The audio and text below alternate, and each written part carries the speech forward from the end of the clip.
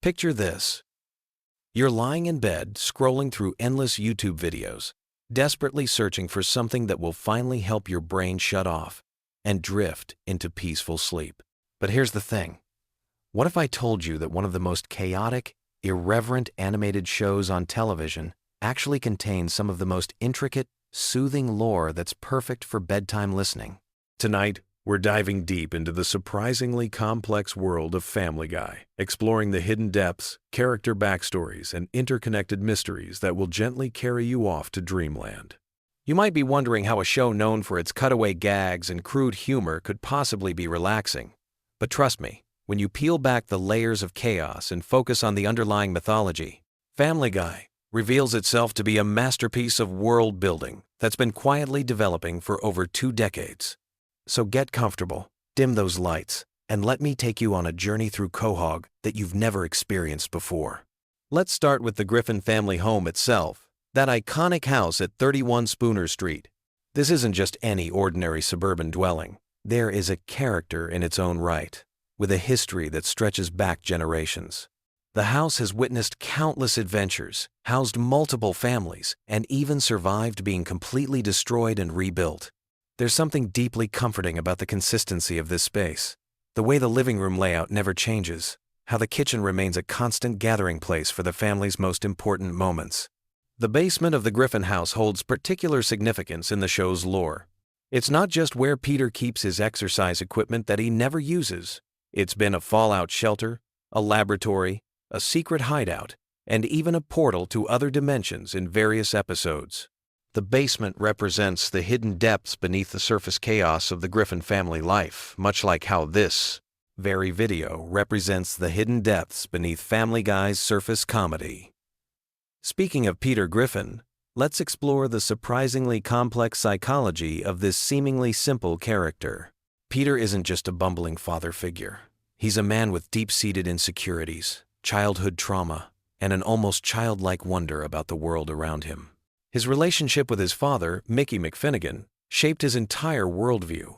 Growing up believing his father was dead, only to discover he was actually alive and working as a knight at medieval times, created a fundamental trust issue that manifests in Peter's often erratic behavior.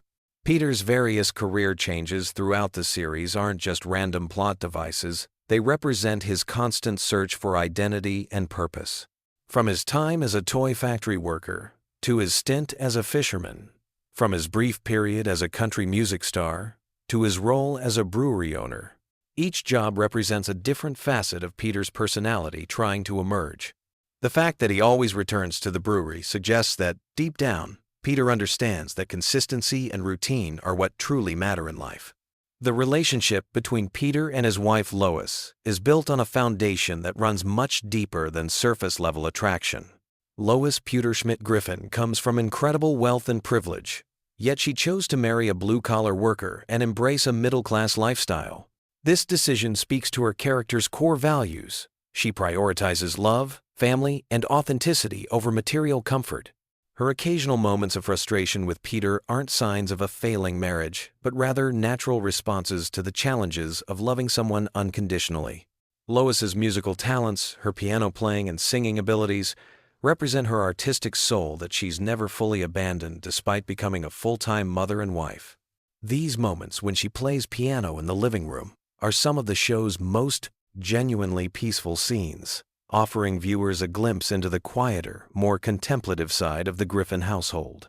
The children of the Griffin family each represent different aspects of human development and potential. Meg, often the target of the family's jokes, is actually the most grounded and emotionally mature member of the household. Her struggles with popularity and self-acceptance mirror the universal teenage experience, but her resilience and ultimate self-worth make her a quietly heroic figure. The way she continues to care for her family despite their treatment of her speaks to an inner strength that's truly admirable. Chris Griffin embodies the awkward transition from childhood to adulthood, with all the confusion and wonder that entails. His artistic talents, his surprising moments of wisdom, and his generally kind nature suggest a bright future ahead. Despite his current social awkwardness, there's something deeply relatable about Chris's journey of self-discovery. His struggles with body image, and his earnest attempts to understand the adult world around him. Then there's Stewie Griffin, perhaps the most complex character in the entire Family Guy universe. Behind his megalomaniacal exterior lies a sophisticated intelligence grappling with existential questions that most adults never even consider. Stewie's time machine adventures aren't just science fiction comedy, they represent humanity's eternal desire to understand our place in the universe, to correct our mistakes, and to glimpse what lies ahead. The evolution of Stewie's character from would-be world conqueror to confused child genius to questioning young person represents one of television's most subtle and well-executed character developments. His relationship with Brian the dog serves as the emotional core of many episodes, showing how friendship can transcend species, age, and even sanity.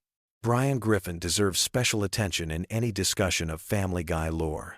As the family dog who walks upright, speaks eloquently, and pursues intellectual interests, Brian represents the aspirational aspects of human nature. His struggles with alcoholism, his romantic failures, and his literary ambitions make him perhaps the most human character on the show, despite being a dog.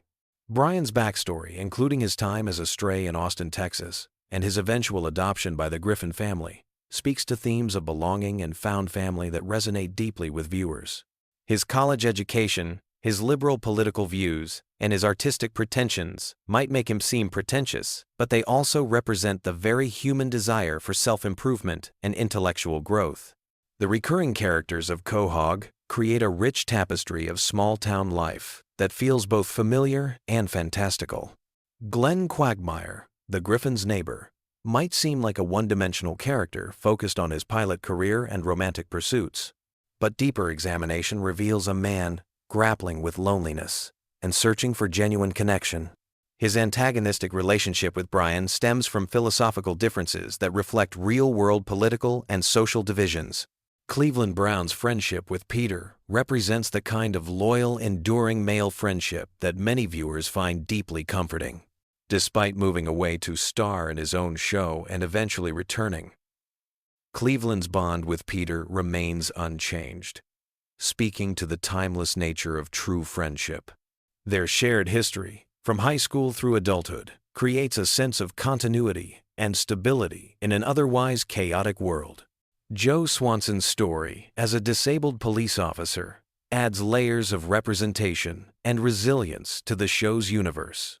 His determination to maintain his career and active lifestyle despite his paralysis, combined with his role as a devoted husband and father, makes him an inspiring figure. The friendship between Joe, Peter, Quagmire, and Cleveland represents different aspects of masculinity and how men can support each other through life's challenges. The town of Quahog itself has a rich history that's been revealed gradually throughout the series. From its founding by seemingly ordinary settlers to its hidden connections to major historical events, Quahog represents the idea that every small town has secrets and stories worth telling. The various businesses, from the Drunken Clam Bar to the Quahog Mini Mart, create a sense of place that feels lived in and authentic. The Drunken Clam, in particular, serves as a sanctuary for the male characters, a place where they can escape the responsibilities and pressures of adult life. The dim lighting, the familiar faces, and the comfortable routine of sharing drinks and conversation create an atmosphere that many viewers find deeply relaxing and nostalgic. Family Guy's approach to continuity is uniquely comforting for late-night viewing. While the show often resets situations and ignores consequences for comedic purposes, certain elements remain constant. Entity, the family's love for each other, their shared experiences, and the fundamental dynamics that define their relationships. This selective continuity creates a dreamlike quality where anything can happen, but the core emotional truths remain unchanged. The show's frequent flashbacks and cutaway gags, while often dismissed as random humor, actually serve to expand the universe's mythology. Each glimpse into a character's past, each reference to historical events, and each bizarre scenario adds another layer to the show's complex tapestry.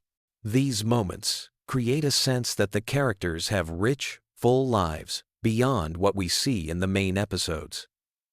The musical elements of Family Guy deserve special recognition for their soothing qualities.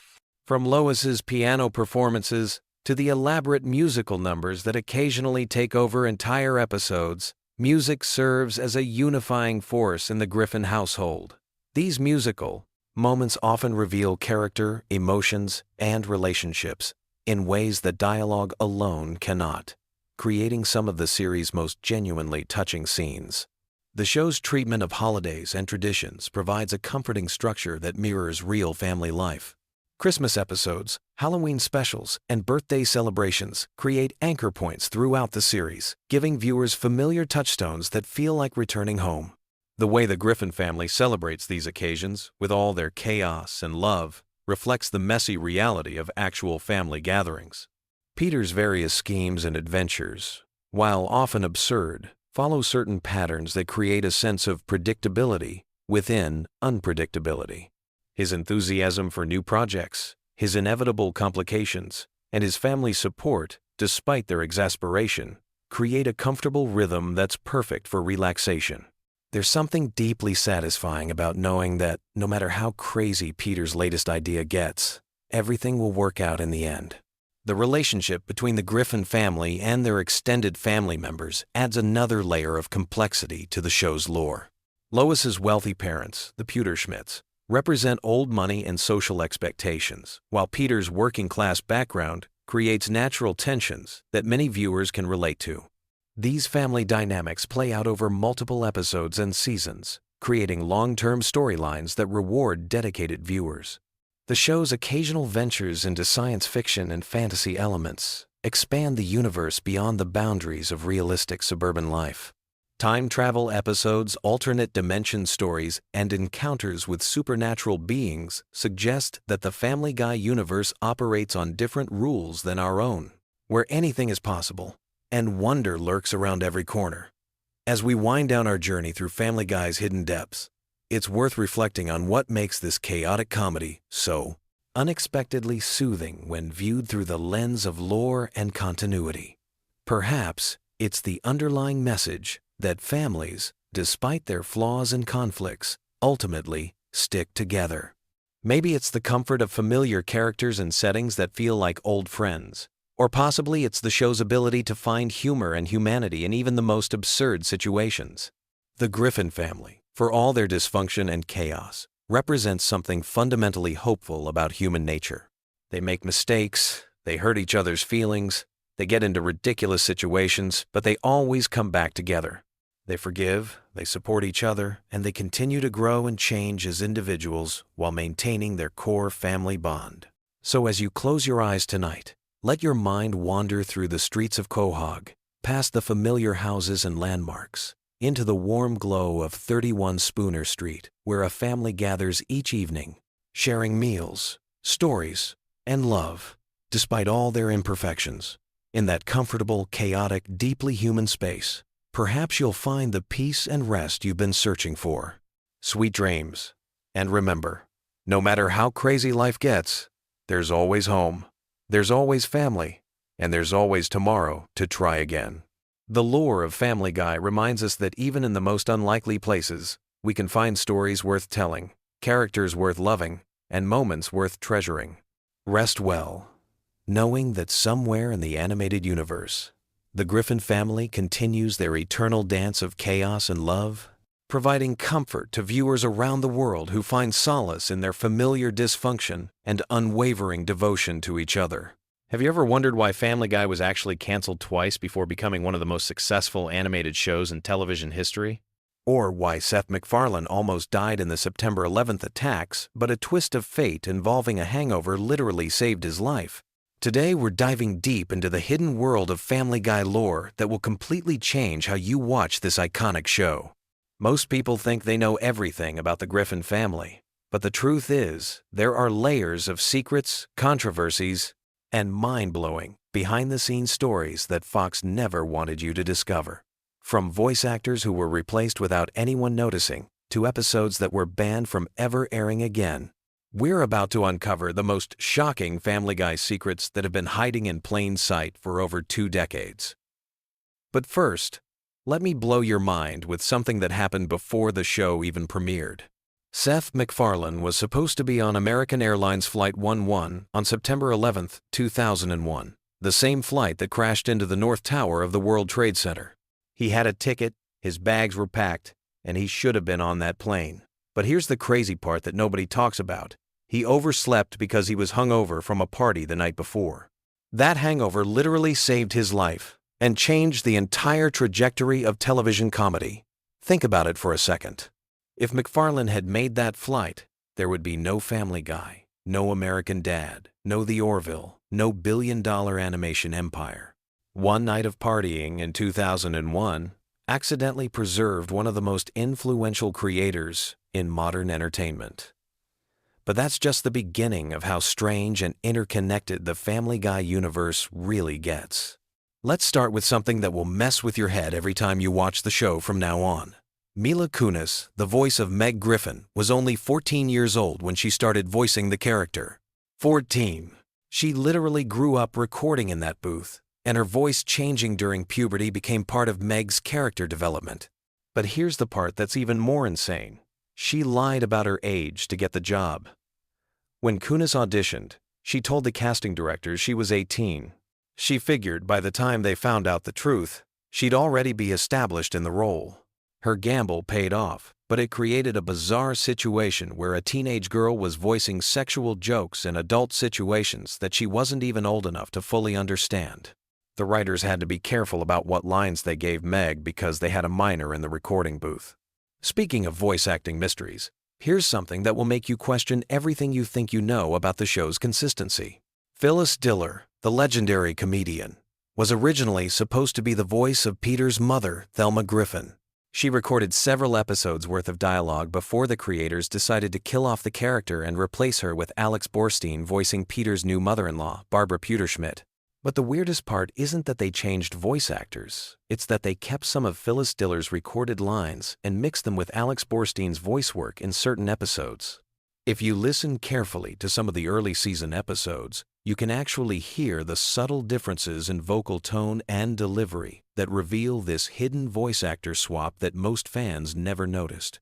Now let's talk about the episode that almost destroyed Family Guy before it even became successful.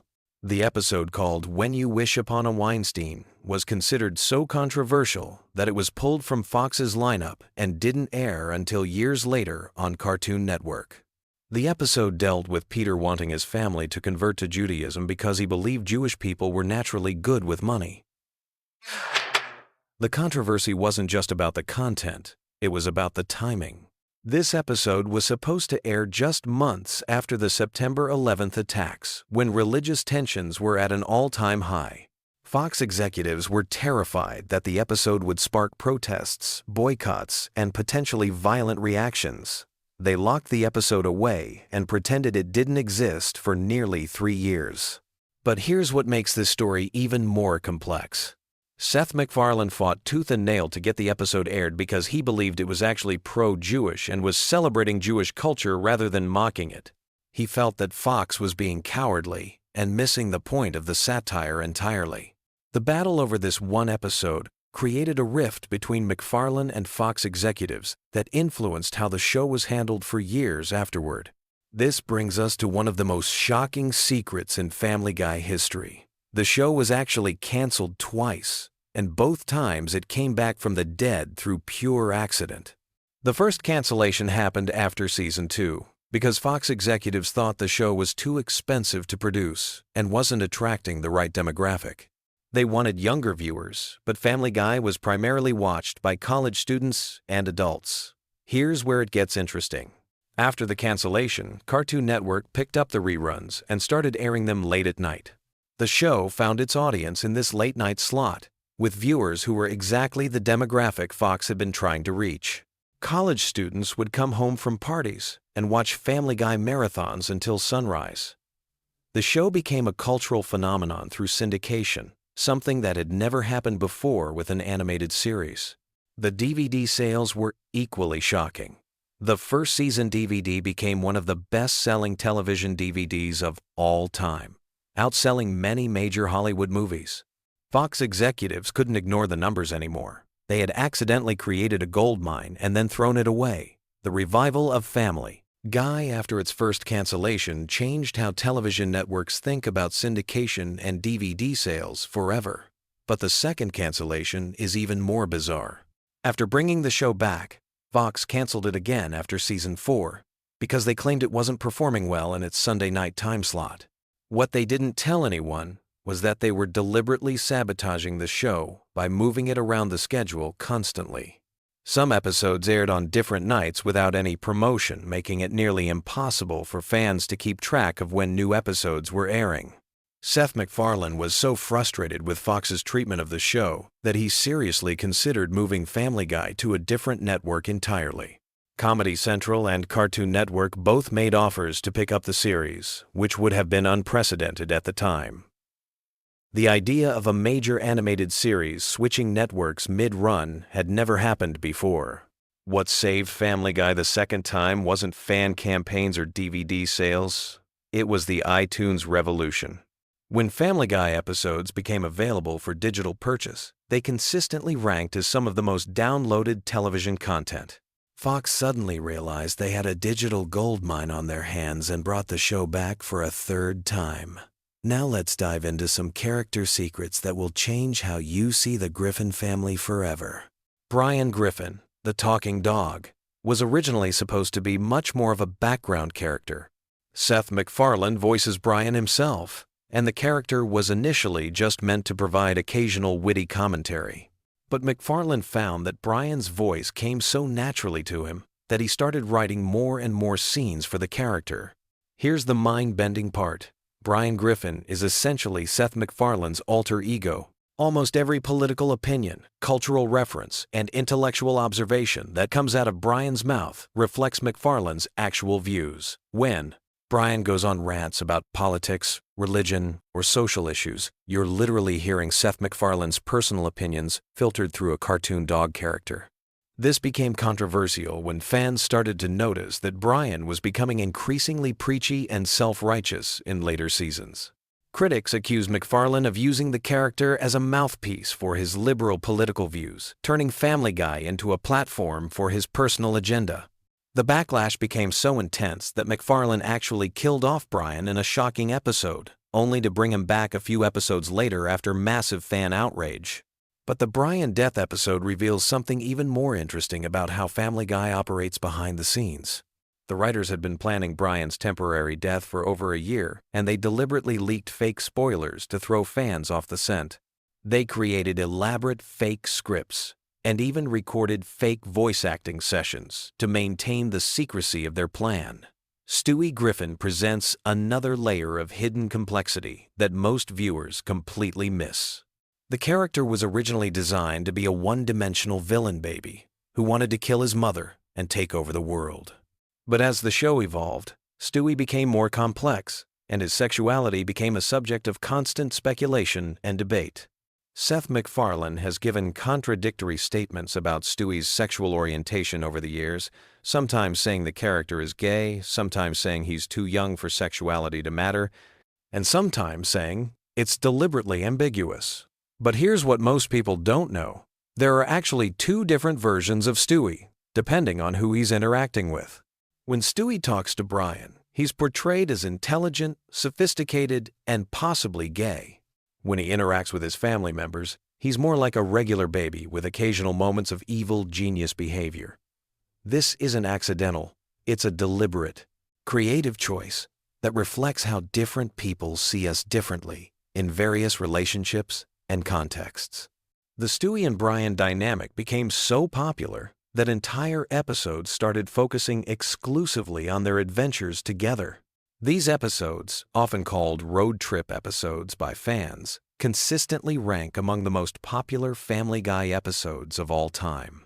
The chemistry between Seth MacFarlane's two most personal character voices created some of the show's most memorable moments. Let's talk about the celebrity guest stars and the shocking stories behind their appearances. When Drew Barrymore appeared on the show, she was going through a particularly difficult period in her personal life. The recording session was supposed to take 2 hours, but she stayed for 6 hours because she was having so much fun with the cast and crew. She later said that working on Family Guy was therapeutic during a time when she was struggling with addiction issues. But the most surprising celebrity appearance almost never happened. Patrick Stewart, who voices Susie Swanson, initially turned down the role because he thought the show was too crude and beneath his classical theater background. It was only after his agent convinced him to watch several episodes that he realized the show's intelligence hidden beneath its seemingly juvenile humor. Stewart became so invested in the character that he started suggesting storylines and character developments for Susie. He even offered to voice additional characters for free because he enjoyed the creative process so much. His enthusiasm for the show shocked many of his colleagues in classical theater who couldn't understand why a Shakespearean actor would want to be associated with Family Guy. The show's relationship with censorship creates another layer of hidden stories that most fans never hear about. There's an entire archive of Family Guy jokes, scenes, and episodes that were deemed too controversial to ever air. Some of these involve real celebrities who threatened legal action, while others were considered too offensive even for Family Guy's notoriously boundary-pushing standards. One particular episode that was completely scrapped dealt with Lois having an affair with a character based on a real-life politician. The episode was fully animated and voice recorded before Fox executives realized the potential legal and political ramifications. The entire episode was locked away and will likely never see the light of day. But perhaps the most fascinating aspect of Family Guy lore involves the show's influence on other animated series. South Park creators Trey Parker and Matt Stone have had a long-running feud with Seth MacFarlane, claiming that Family Guy relies too heavily on random pop culture references instead of actual jokes. This feud played out in several South Park episodes that directly mocked Family Guy's writing style. The rivalry became so intense that it actually influenced how both shows developed their comedy. Family Guy started incorporating more story-driven humor to counter South Park's criticism, while South Park began using more visual gags and pop culture references to prove they could do Family Guy's style better than Family Guy itself. Here's something that will completely change how you watch Family Guy cutaway gags from now on. Those random flashback scenes that seem completely disconnected from the main plot? Many of them are actually recycled jokes from Seth MacFarlane's college animation projects and failed pilot episodes. The writers have been mining MacFarlane's old material for decades, updating and reworking jokes that were originally created in the 1,990 seconds. Some of the most popular Family Guy moments are actually 20-year-old jokes that have been given new animation and context. The peanut butter jelly time sequence, one of the show's most famous moments, was based on an internet meme that MacFarlane had been wanting to incorporate into his work for years before Family Guy even existed. As Family Guy approaches its 25th season, these hidden stories and secret histories continue to shape how the show develops. Seth MacFarlane has hinted that there are major revelations about the Griffin family that haven't been revealed yet, suggesting that even longtime fans don't know everything about these characters they've been watching for decades. The show that started as a simple animated sitcom has become a complex web of cultural commentary, personal expression, and industry politics that extends far beyond what appears on screen. Every episode carries the weight of canceled seasons, industry battles, and creative compromises that most viewers never suspect. Understanding this hidden lore doesn't just make Family Guy more interesting. It reveals how the entire landscape of adult animation has been shaped by the accidents, controversies, and creative battles that brought the Griffin family to life and kept them alive against all odds. Have you ever wondered why a cartoon dog can talk but nobody questions it? Or why a baby genius plots world domination while his parents argue about mundane household problems? Family Guy might seem like random chaos on the surface, but buried beneath all those cutaway gags and pop culture references lies a surprisingly deep well of hidden lore that most fans have never discovered. Today we're diving into the secret backstories, deleted scenes, and creator revelations that completely change how you see the Griffin family forever. Before we start unraveling these mysteries, let me ask you something. How many times have you watched Family Guy and thought you caught every single joke? Well, prepare to have your mind blown, because what I'm about to share will make you want to rewatch every episode with completely fresh eyes. From the real reason Stewie's head is shaped the way it is, to the dark truth about why Brian walks on two legs, these aren't just fun facts. These are game-changing revelations that Seth MacFarlane and his team have been hiding in plain sight for over 2 decades. Let's start with something that'll make you question everything you thought you knew about the show's most iconic character. Stewie Griffin isn't just some random genius baby who happens to speak with a British accent. According to early production notes that surfaced years later, Seth MacFarlane originally conceived Stewie as having a specific psychological condition that explains both his advanced intelligence and his distinctive way of speaking. The creators deliberately designed his football-shaped head as a visual metaphor for the pressure building inside his developing brain, representing the conflict between his infant body and his mature mind. But here's where it gets really interesting. MacFarlane revealed in a rarely seen interview that Stewie's British accent isn't actually British at all. It's what's called a mid-Atlantic accent, the same affected speech pattern used by wealthy Americans in the early 20th century to sound more sophisticated. This detail wasn't chosen randomly.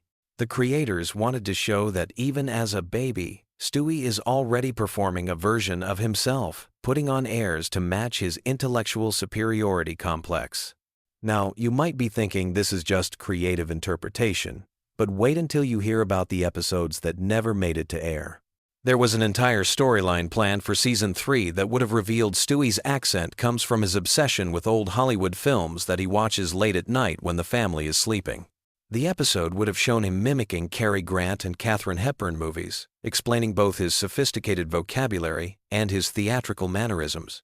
This backstory was ultimately scrapped because the writers felt it made Stewie too sympathetic and would have undermined his role as the show's primary antagonist.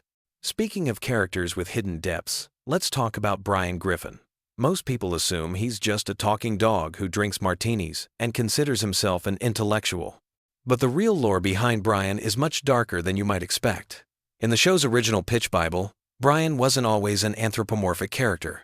He started as a regular dog who gained human-like intelligence through a laboratory experiment gone wrong.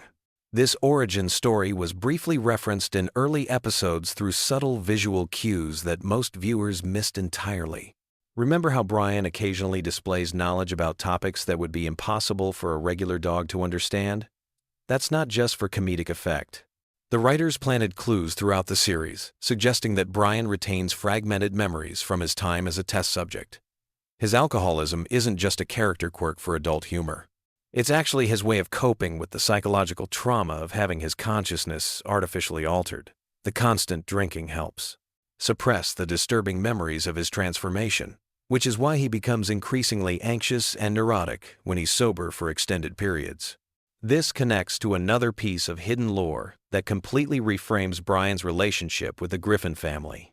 In deleted scenes from the pilot episode, there was supposed to be a moment where Brian accidentally reveals that he remembers being adopted by the Griffins, not born into the family. The implication was that Peter rescued Brian from the laboratory, not knowing about the experiments that had been performed on him. This would explain why Peter treats Brian more like an equal than a pet, and why the rest of the family accepts his human-like behavior without question. But the Brian revelations don't stop there. MacFarlane once mentioned in a commentary track that Brian's literary aspirations aren't just pretentious posturing. They're actually his subconscious attempt to document his experiences and process his trauma through fiction. All those terrible novels he writes are supposedly coded accounts of his memories from before the experiments. The reason his writing is so bad isn't because he lacks talent. It's because he's trying to express experiences that his brain can't properly access or understand. Now let's shift gears and talk about Peter Griffin, because there's lore surrounding him that's been hiding in plain sight for years. You know how Peter has all these random jobs throughout the series and somehow always ends up in bizarre situations that no normal person would survive? There's actually a consistent explanation for this that the writers have been building since Season 1. Peter isn't just lucky or cartoonishly resilient. According to production notes, he's supposed to represent the concept of the American dream taken to its most absurd extreme. Every job change, every wild adventure, every impossible survival is meant to show how someone with absolutely no qualifications or common sense can still stumble into success in America if they have enough confidence and persistence. But here's the twist that most fans miss. Peter's apparent stupidity isn't natural. It's a learned behavior that he developed as a defense mechanism against the crushing reality of adult responsibility. This theory is supported by episodes where Peter demonstrates surprising competence in specific situations, usually when his family is genuinely threatened. The writers intentionally show glimpses of a more capable Peter to suggest that his buffoonery is partially an act. He plays dumb because it allows him to avoid dealing with complex emotional situations and lets him shirk responsibility for his actions. It's actually a fairly sophisticated psychological portrait disguised as slapstick comedy. The most mind-blowing piece of Peter lore involves his relationship with his father, Francis. In cutscenes from several episodes, there were supposed to be flashbacks showing that Peter's fear of authority and his rebellious nature stem from having an abusive father who constantly belittled his intelligence. Peter's current behavior is his way of rebelling against Francis even after his death, choosing to embrace stupidity as a form of posthumous defiance. This adds a tragic dimension to Peter's character that completely changes how you interpret his most outrageous moments. Let's move on to Lois, because her hidden backstory might be the most shocking of all. Most viewers see Lois as the long-suffering wife who somehow puts up with Peter's antics while trying to hold the family together. But there's lore suggesting that Lois is actually the most psychologically complex character in the entire show. Her wealthy background isn't just a plot device for occasional storylines about her family's money. It's the key to understanding her entire personality and motivation structure. According to early character development documents, Lois deliberately chose to marry Peter precisely because he was the opposite of everything her upper-class family expected from her. Her attraction to Peter wasn't romantic love in the traditional sense. It was her way of rebelling against the suffocating expectations of her privileged upbringing. This explains why she stays with Peter despite his obvious flaws and why she occasionally enables his worst behavior instead of putting her foot down. But here's where it gets really interesting. Lois's musical talents and her occasional displays of impressive competence aren't random character traits. They're remnants of the extensive education and training she received growing up in a wealthy family. The piano playing, the singing, the moments where she demonstrates sophisticated knowledge about art or culture, these are all parts of her original identity that she's trying to suppress in favor of her chosen role as a middle-class housewife. There was supposed to be an entire episode arc exploring Lois's internal conflict between her natural capabilities and her chosen lifestyle. The storyline would have revealed that she sometimes resents Peter not because he's difficult to live with, but because staying with him requires her to constantly diminish herself to avoid making him feel inadequate. This dynamic would have added incredible depth to their relationship and explained why their marriage has such a volatile quality. The Lois lore gets even deeper when you consider her relationship with her children. Her overprotectiveness of Meg isn't just maternal instinct. It's actually Lois projecting her own fears about conformity and social acceptance onto her daughter. Lois sees Meg struggling with the same issues she faced growing up, trying to fit in while dealing with family dynamics that set her apart from her peers.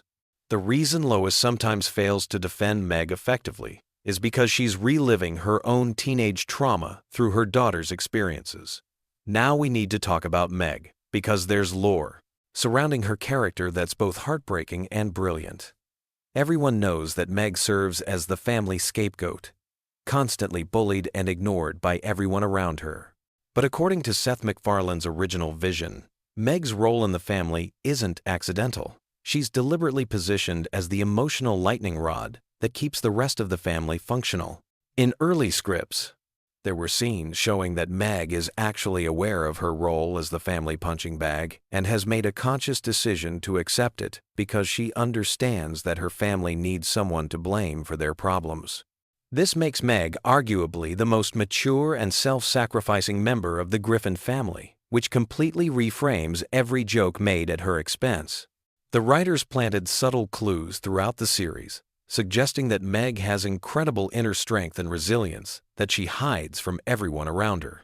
Her moments of competence and insight are deliberately rare because she's learned that showing her true capabilities threatens the family's emotional equilibrium.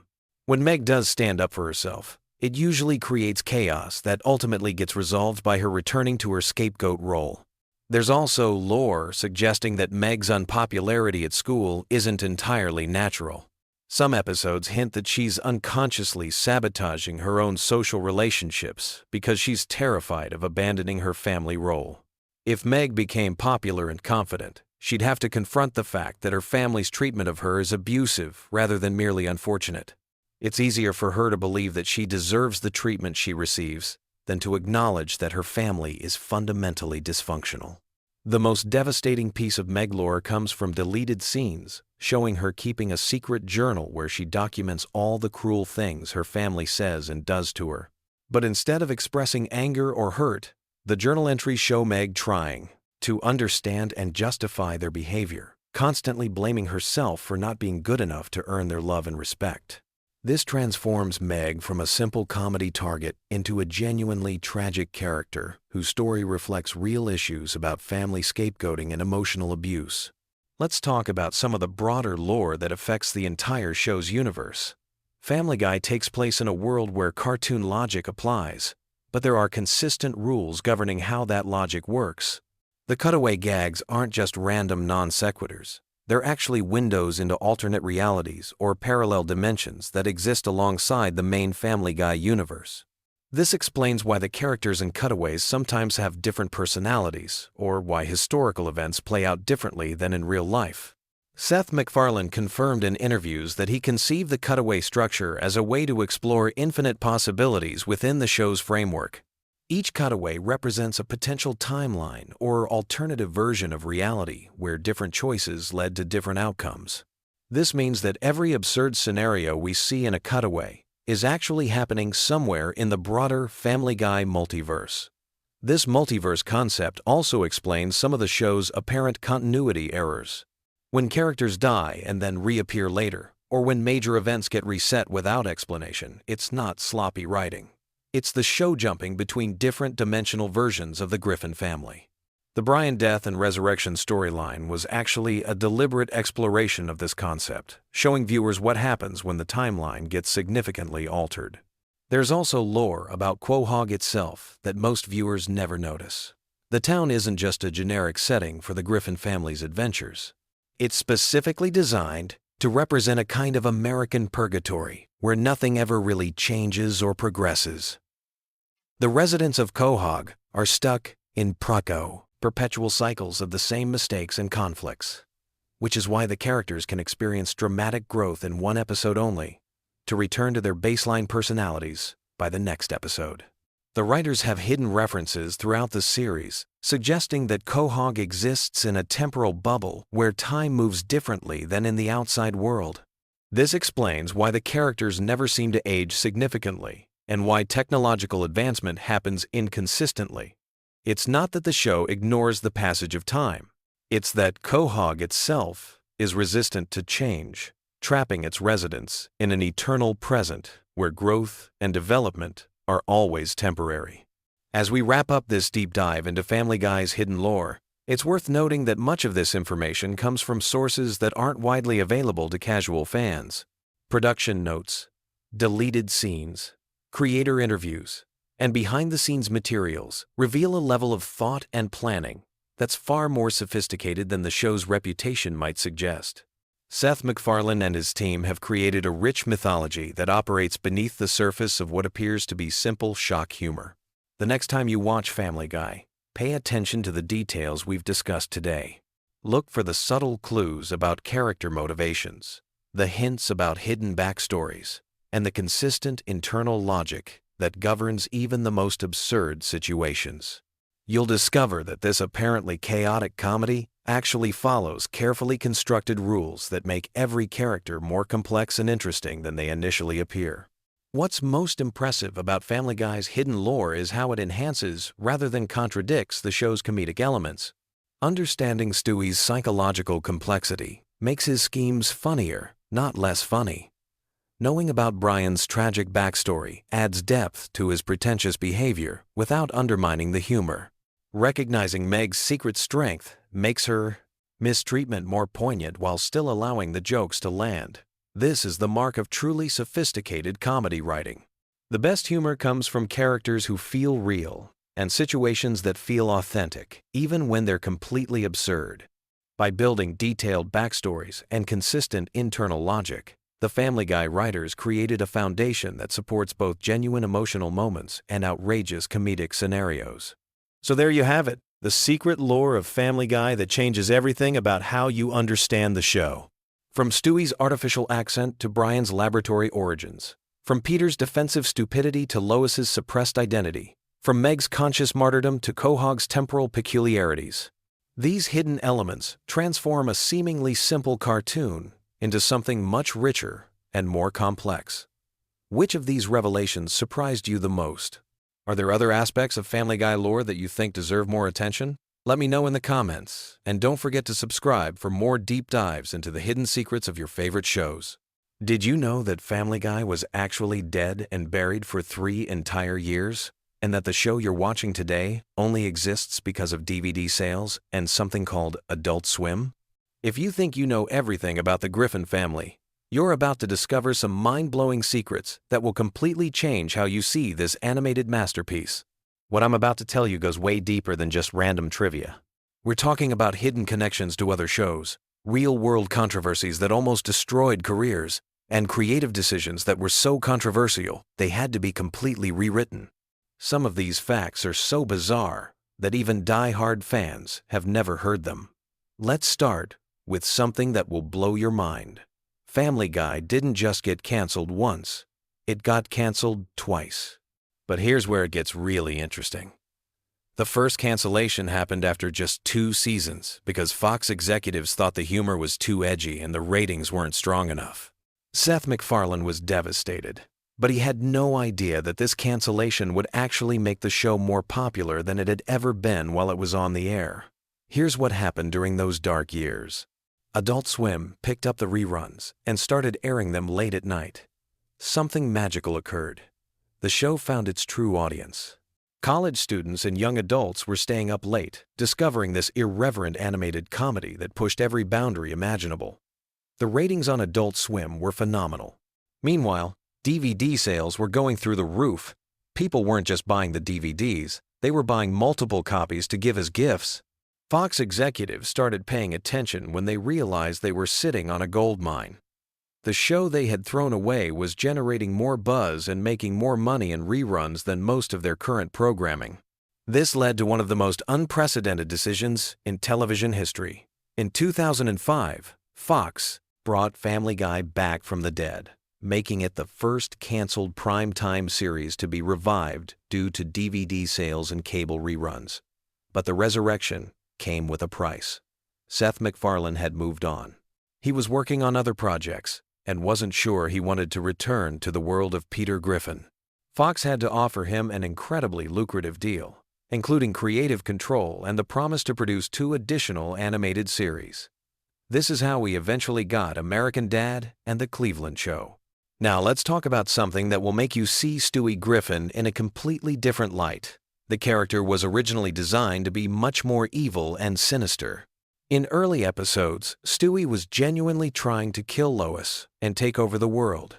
But something interesting happened as the show evolved.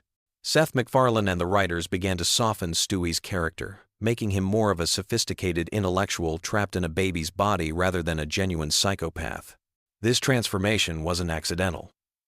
MacFarlane has revealed that Stewie's character development was influenced by his own experiences and observations about childhood intelligence. The writers began to explore the idea that Stewie's apparent evil tendencies were actually the result of a brilliant mind struggling to communicate in a world that couldn't understand him. This is why later episodes show Stewie as more emotionally vulnerable and seeking connection rather than domination. Here's something that might disturb you about the show's research process.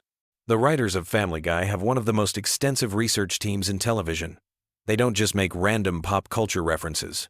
Every joke, every cutaway, every cultural reference is carefully researched and fact-checked. The team maintains massive databases of information about celebrities, historical events, movies, music, and current events. This is why their parodies are so accurate and cutting. But this attention to detail has gotten them into serious trouble. The show has faced numerous lawsuits from celebrities and public figures who felt they were portrayed unfairly or inaccurately. Some of these legal battles have cost the production millions of dollars. In several cases, entire episodes had to be re-edited or pulled from circulation to avoid further legal complications. One of the most controversial moments in Family Guy history involves a joke that predicted a real tragedy. In a 2013 episode, there was a sequence involving bombs and the Boston Marathon. When the actual Boston Marathon bombing occurred just weeks after the episode aired, conspiracy theorists went crazy. They claimed the show had inside knowledge of the attack. The truth is much simpler but equally disturbing. It was a coincidence, but it highlighted how the show's edgy humor sometimes intersects with real-world events in uncomfortable ways. The production process of Family Guy is unlike any other animated show. While most animated series take months to produce each episode, Family Guy operates on an incredibly tight schedule that requires episodes to be completed in just a few weeks. This is possible because of their unique production pipeline that allows multiple episodes to be in different stages of production simultaneously. Seth MacFarlane's involvement in the show has changed dramatically over the years. While he still provides the voices for multiple characters including Peter, Brian, and Stewie, he's much less involved in the day-to-day writing and production. This transition happened gradually as MacFarlane became more interested in live-action projects and music career. Many fans don't realize that some of their favorite recent episodes were created with minimal input from the show's original creator. The voice acting process reveals some fascinating secrets about the characters. Seth MacFarlane records Peter Griffin's voice by speaking in a lower register than his natural voice, which sometimes causes strain during long recording sessions. For Stewie, he uses a combination of his natural speaking voice with a refined English accent that he developed specifically for the character. Brian's voice is actually closest to MacFarlane's real speaking voice, which is why their conversations often feel the most natural. Here's something that will change how you watch the show forever. Many of the cutaway gags that seem completely random are actually connected to larger storylines that were planned but never fully developed. The writers keep extensive notes about potential character backstories and plot developments. Sometimes these ideas surface as quick cutaway jokes instead of full episodes. This means that seemingly throwaway gags might actually be glimpses into alternative versions of the show that could have existed.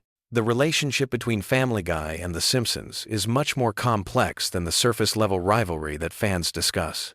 Behind the scenes, there's actually a great deal of mutual respect between the creative teams. Several writers and animators have worked on both shows, and there are numerous hidden references and inside jokes that acknowledge this connection. The famous crossover episode took years to develop because both teams wanted to ensure they honored each other's creative legacy. The show's impact on popular culture extends far beyond just entertainment. Family Guy has influenced internet meme culture in ways that are still being discovered. The show's rapid-fire reference style and willingness to break the fourth wall helped establish many of the comedic conventions that now dominate social media and online content. Phrases and concepts from the show have entered everyday language in ways that most people don't even realize. One of the most closely guarded secrets about Family Guy involves the process of celebrity guest appearances. The show has featured hundreds of celebrity voices over the years, but the selection process is incredibly strategic. The producers maintain detailed profiles of celebrities, including their sense of humor, willingness to make fun of themselves, and potential controversy factors. Some major stars have turned down appearances because they weren't comfortable with how they might be portrayed. The animation style of Family Guy appears simple, but it's actually incredibly sophisticated. The character designs are deliberately simplified to allow for rapid production, but the background art and scene composition often contain incredible detail that viewers miss during casual watching. The animators hide visual jokes and references in backgrounds that are only visible when episodes are paused or watched at high definition. The show's relationship with censorship has evolved dramatically over the years. Early episodes pushed boundaries that would be considered tame by today's standards, while recent episodes deal with topics that would have been completely forbidden when the show began. This evolution reflects changing cultural attitudes, but it also shows how the creative team has learned to work within and around broadcasting restrictions. Family Guy's influence on other animated shows is immeasurable. The success of its revival proved that adult animated comedies could be viable long-term properties. This directly led to the creation or continuation of shows like Rick and Morty, Bob's Burgers, and numerous others. The show essentially saved the entire genre of primetime adult animation. The merchandising empire built around Family Guy generates hundreds of millions of dollars annually, but most of this success comes from international markets rather than domestic sales. The show's humor translates surprisingly well across cultural boundaries, making it one of the most globally successful American animated properties ever created. Behind the scenes, the show operates more like a comedy writer's room than a traditional animation studio. The collaborative process involves dozens of writers, animators, and producers working together to create each episode. Ideas can come from anywhere, and the best concepts often emerge from casual conversations rather than formal brainstorming sessions. The legacy of Family Guy extends far beyond entertainment into academic study. Universities now offer courses that analyze the show's cultural impact, comedic techniques, and social commentary. The show has become a legitimate subject of scholarly research in fields ranging from media studies to sociology. As we look toward the future, Family Guy continues to evolve while maintaining the irreverent spirit that made it a cultural phenomenon. The show that once faced cancellation has become an institution, proving that sometimes the most unexpected successes come from taking creative risks and refusing to compromise your vision. Whether you love it or hate it, Family Guy has fundamentally changed television comedy forever. These hidden aspects of its creation and evolution reveal a complex, carefully crafted entertainment machine that continues to surprise and provoke audiences worldwide. The next time you watch an episode, you'll see it through completely different eyes, understanding the incredible journey that brought these characters from cancellation to global cultural dominance. You know that feeling when you're lying in bed, scrolling through your phone, and you stumble across something so unexpectedly fascinating that you forget you were even tired? Well, tonight we're diving deep into the chaotic, bizarre, and surprisingly complex world of Peter Griffin from Family Guy. And trust me, by the time we're done unraveling his entire story, you'll understand why this seemingly simple cartoon dad is actually one of television's most intricate characters. Most people think they know Peter Griffin. Fat guy, drinks beer, fights a giant chicken, right? Wrong. What if I told you that Peter's backstory involves multiple identities, time travel, alternate dimensions, and a family tree so twisted it makes soap operas look straightforward? What if I told you that this bumbling father figure has actually died and been resurrected more times than most comic book heroes? Tonight, as you drift off to sleep, let me paint you the complete picture of Peter Griffin's existence, from his mysterious birth to his countless near-death experiences, and everything in between. Because once you see the full scope of his story, Family Guy will never look the same again. Let's start at the very beginning, because Peter's origin story is far more complex than you might imagine. Peter Justin Griffin wasn't always a Griffin. He was born Peter McFinnigan in Mexico, though the circumstances of his birth are shrouded in mystery and contradiction. His biological father, Francis Griffin, was an ultra-religious Irish Catholic man whose stern demeanor would later shape much of Peter's rebellious adult personality. But here's where things get interesting. Peter spent his early childhood believing he was Irish, embracing this identity with the kind of enthusiasm only a child can muster. However, his world was turned upside down when he discovered through a series of revelations that his heritage was far more complicated than he ever imagined. The man he thought was his father figure, Francis, represented everything Peter would grow to rebel against: rigid religious doctrine, conservative values, and an inability to express joy or spontaneity. This early trauma of identity confusion would follow Peter throughout his entire life. Think about it. How many episodes revolve around Peter discovering something new about his past or his identity? It's not coincidence. It's the fundamental driving force of his character. He's constantly searching for who he really is, because his foundation was built on uncertainty. Peter's adoption by the Griffin family brought him to Rhode Island, specifically to the fictional town of Quahog. Now, Quahog itself is practically a character in Peter's story. This small New England town serves as both his sanctuary and his prison. It's where he's built his adult life, but it's also where he's trapped in cycles of behavior that prevent him from growing beyond his teenage mentality.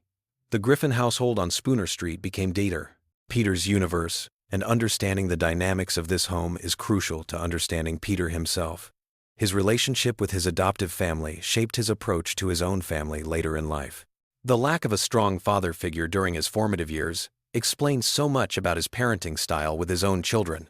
Speaking of his children, let's talk about Peter as a father, because this is where his story becomes truly complex. Meg, Chris, and Stewie Griffin represent three different aspects of Peter's own personality reflected back at him. Meg embodies his insecurities and need for acceptance, which is why he treats her so harshly. He's rejecting the parts of himself he dislikes most. Chris represents his simple, well-meaning nature, which is why Peter can sometimes be genuinely caring toward him. And Stewie? Stewie represents Peter's intelligence and ambition, the parts of himself he never developed or explored. The way Peter interacts with each child tells us more about his internal psychology than any therapy session could. When he's cruel to Meg, he's being cruel to his own perceived inadequacies.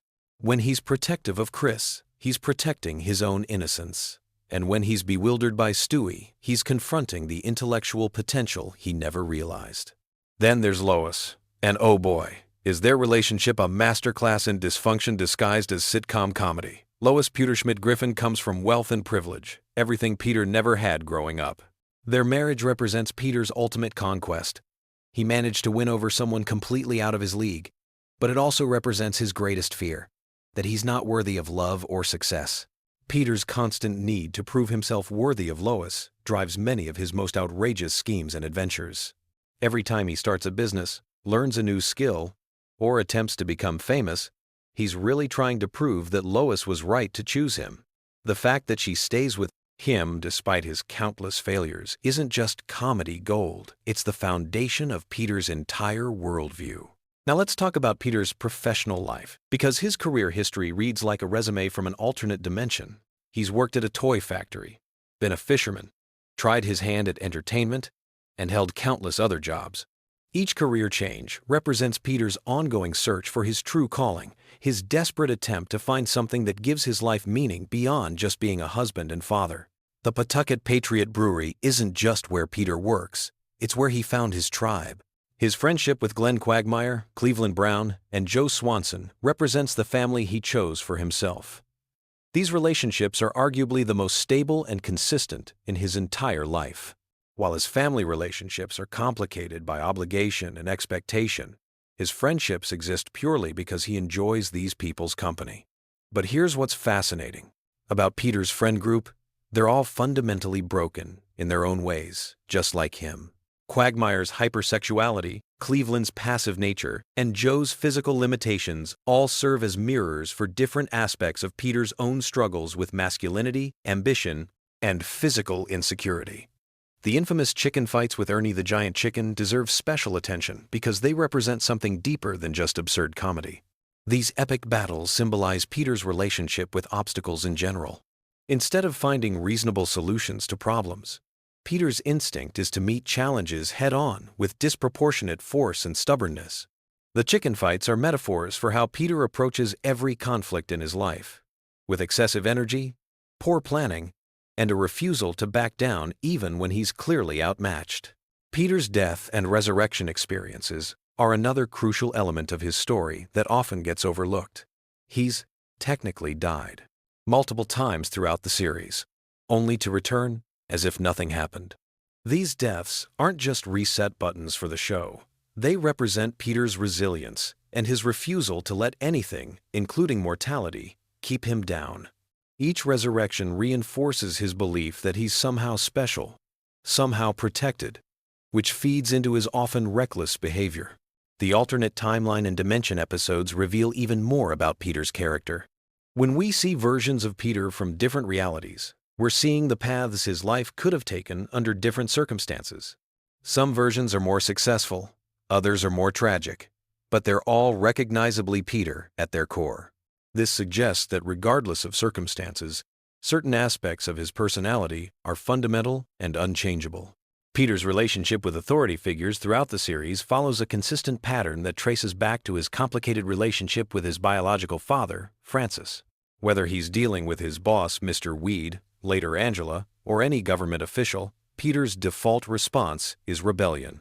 He can't help but challenge authority, not because he has a well-reasoned philosophical objection to hierarchy, but because authority reminds him of the rigid control he experienced in his early religious upbringing. His various business ventures and get-rich-quick schemes reveal Peter's deep-seated belief that success should come easily. This isn't just laziness. It's a fundamental misunderstanding of how achievement works, likely stemming from his upbringing where religious doctrine promised rewards for faith rather than effort. Peter applies this same magical thinking to business, relationships, and personal growth. The running gags and catchphrases that define Peter aren't just comedy elements, they're coping mechanisms. His nigh-he-he-he laugh, his random pop culture references, and his tendency to break into song are all ways he deflects serious, emotional moments. Peter uses humor as a shield against having to confront the deeper issues in his life. Peter's body image and relationship with food tell another important part of his story. His weight isn't just a visual gag.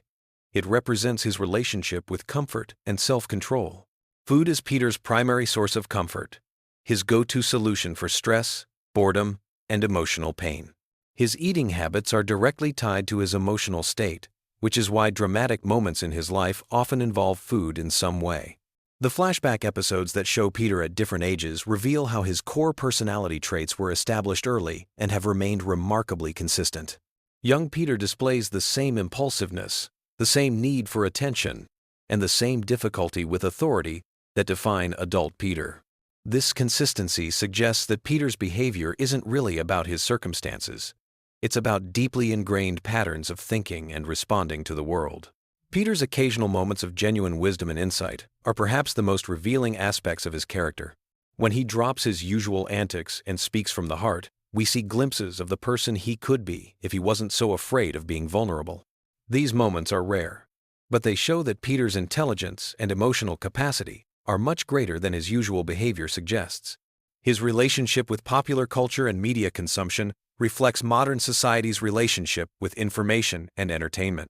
Peter absorbs pop culture references without really understanding their context or meaning, much like how many people today consume information. He's a character designed for the internet age, even though he was created before social media existed. The international episodes where Peter travels to different countries reveal his American-centric worldview, while also showing his capacity to adapt when forced out of his comfort zone. These adventures don't fundamentally change him, but they do show that he's capable of growth when his usual coping mechanisms aren't available. Peter's various nemesis throughout the series, from the chicken to his own father to random authority figures, all represent different aspects of his internal struggles. He's not really fighting these external enemies. He's fighting parts of himself that he can't accept or integrate. As we wrap up this deep dive into Peter Griffin's complete story, it's important to recognize that his character represents something universal about the human experience. We all struggle with identity. We all rebel against aspects of our upbringing. We all fear that we're not worthy of the love we've received, and we all use various coping mechanisms to avoid confronting our deepest insecurities. Peter Griffin isn't just a cartoon character. He's a mirror reflecting our own struggles with adulthood, responsibility, and self-acceptance. His story is ultimately about someone trying to figure out how to be a good person despite being fundamentally unprepared for adult life. And in that struggle, we see ourselves. So the next time you watch Family Guy, remember that you're not just watching random comedy sketches. You're witnessing the ongoing saga of a man wrestling with the same questions we all face. Who am I really? Am I good enough? And how do I build a meaningful life when I feel completely overwhelmed by the complexity of existence? Sweet dreams. And remember, we're all just trying to figure it out as we go along, just like Peter Griffin. Have you ever wondered what happens when celebrities get roasted so hard by Family Guy that they actually fight back? Tonight, we're diving into the wild world of bruised egos, angry tweets, and even courtroom drama. Some of these reactions will shock you. Others might make you laugh, but all of them prove that not everyone can take a joke when Seth MacFarlane comes calling. Picture this. You're an Oscar-winning actor at the top of your game, and suddenly millions of people are watching an animated dog make fun of your nose. That's exactly what happened to Adrien Brody. And let me tell you, he did not find it amusing. During a murder mystery episode where characters are getting picked off one by one, Tom Tucker gets cornered by the other guests who think he's the killer.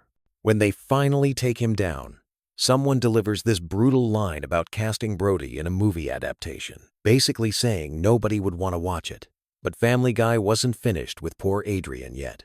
They doubled down with another scene featuring Meg on a date watching a 3D movie. What's playing on screen? Adrian Brody doing shirtless sit-ups, and his famously prominent nose literally pokes out of the screen in full three-dimensional glory. It's the kind of visual gag that makes you cringe and laugh at the same time. So, how did the Academy Award winner handle being the butt of these jokes? Not gracefully. According to Seth MacFarlane himself, in interviews, Seth revealed that when he approached Brody at a Hollywood party to smooth things over, mentioning how much he enjoyed one of Brody's films, the actor made it crystal clear that there were definitely hard feelings.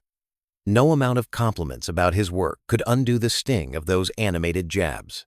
This brings us to our next celebrity casualty, and this one gets really messy because it involves politics and personal family matters.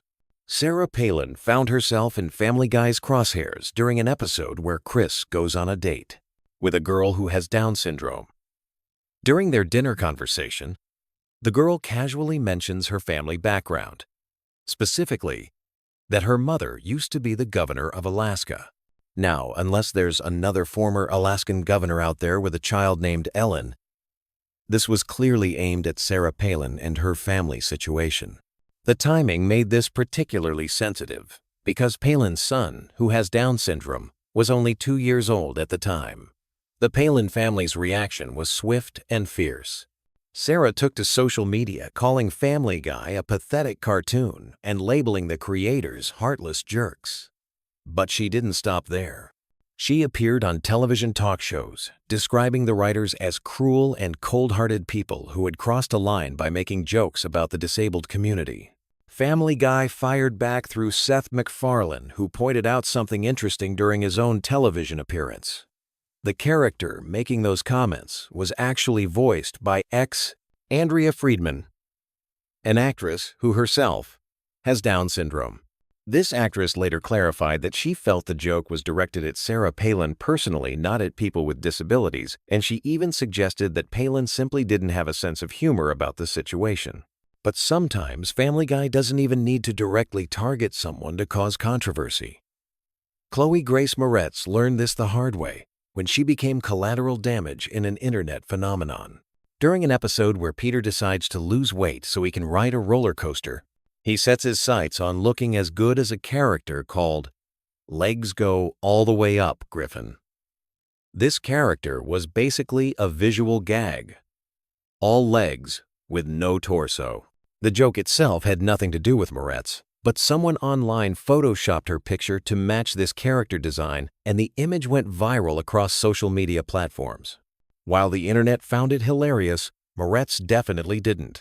She publicly stated that this manipulated image seriously affected her body image and self-confidence, causing her to retreat from public appearances for a while.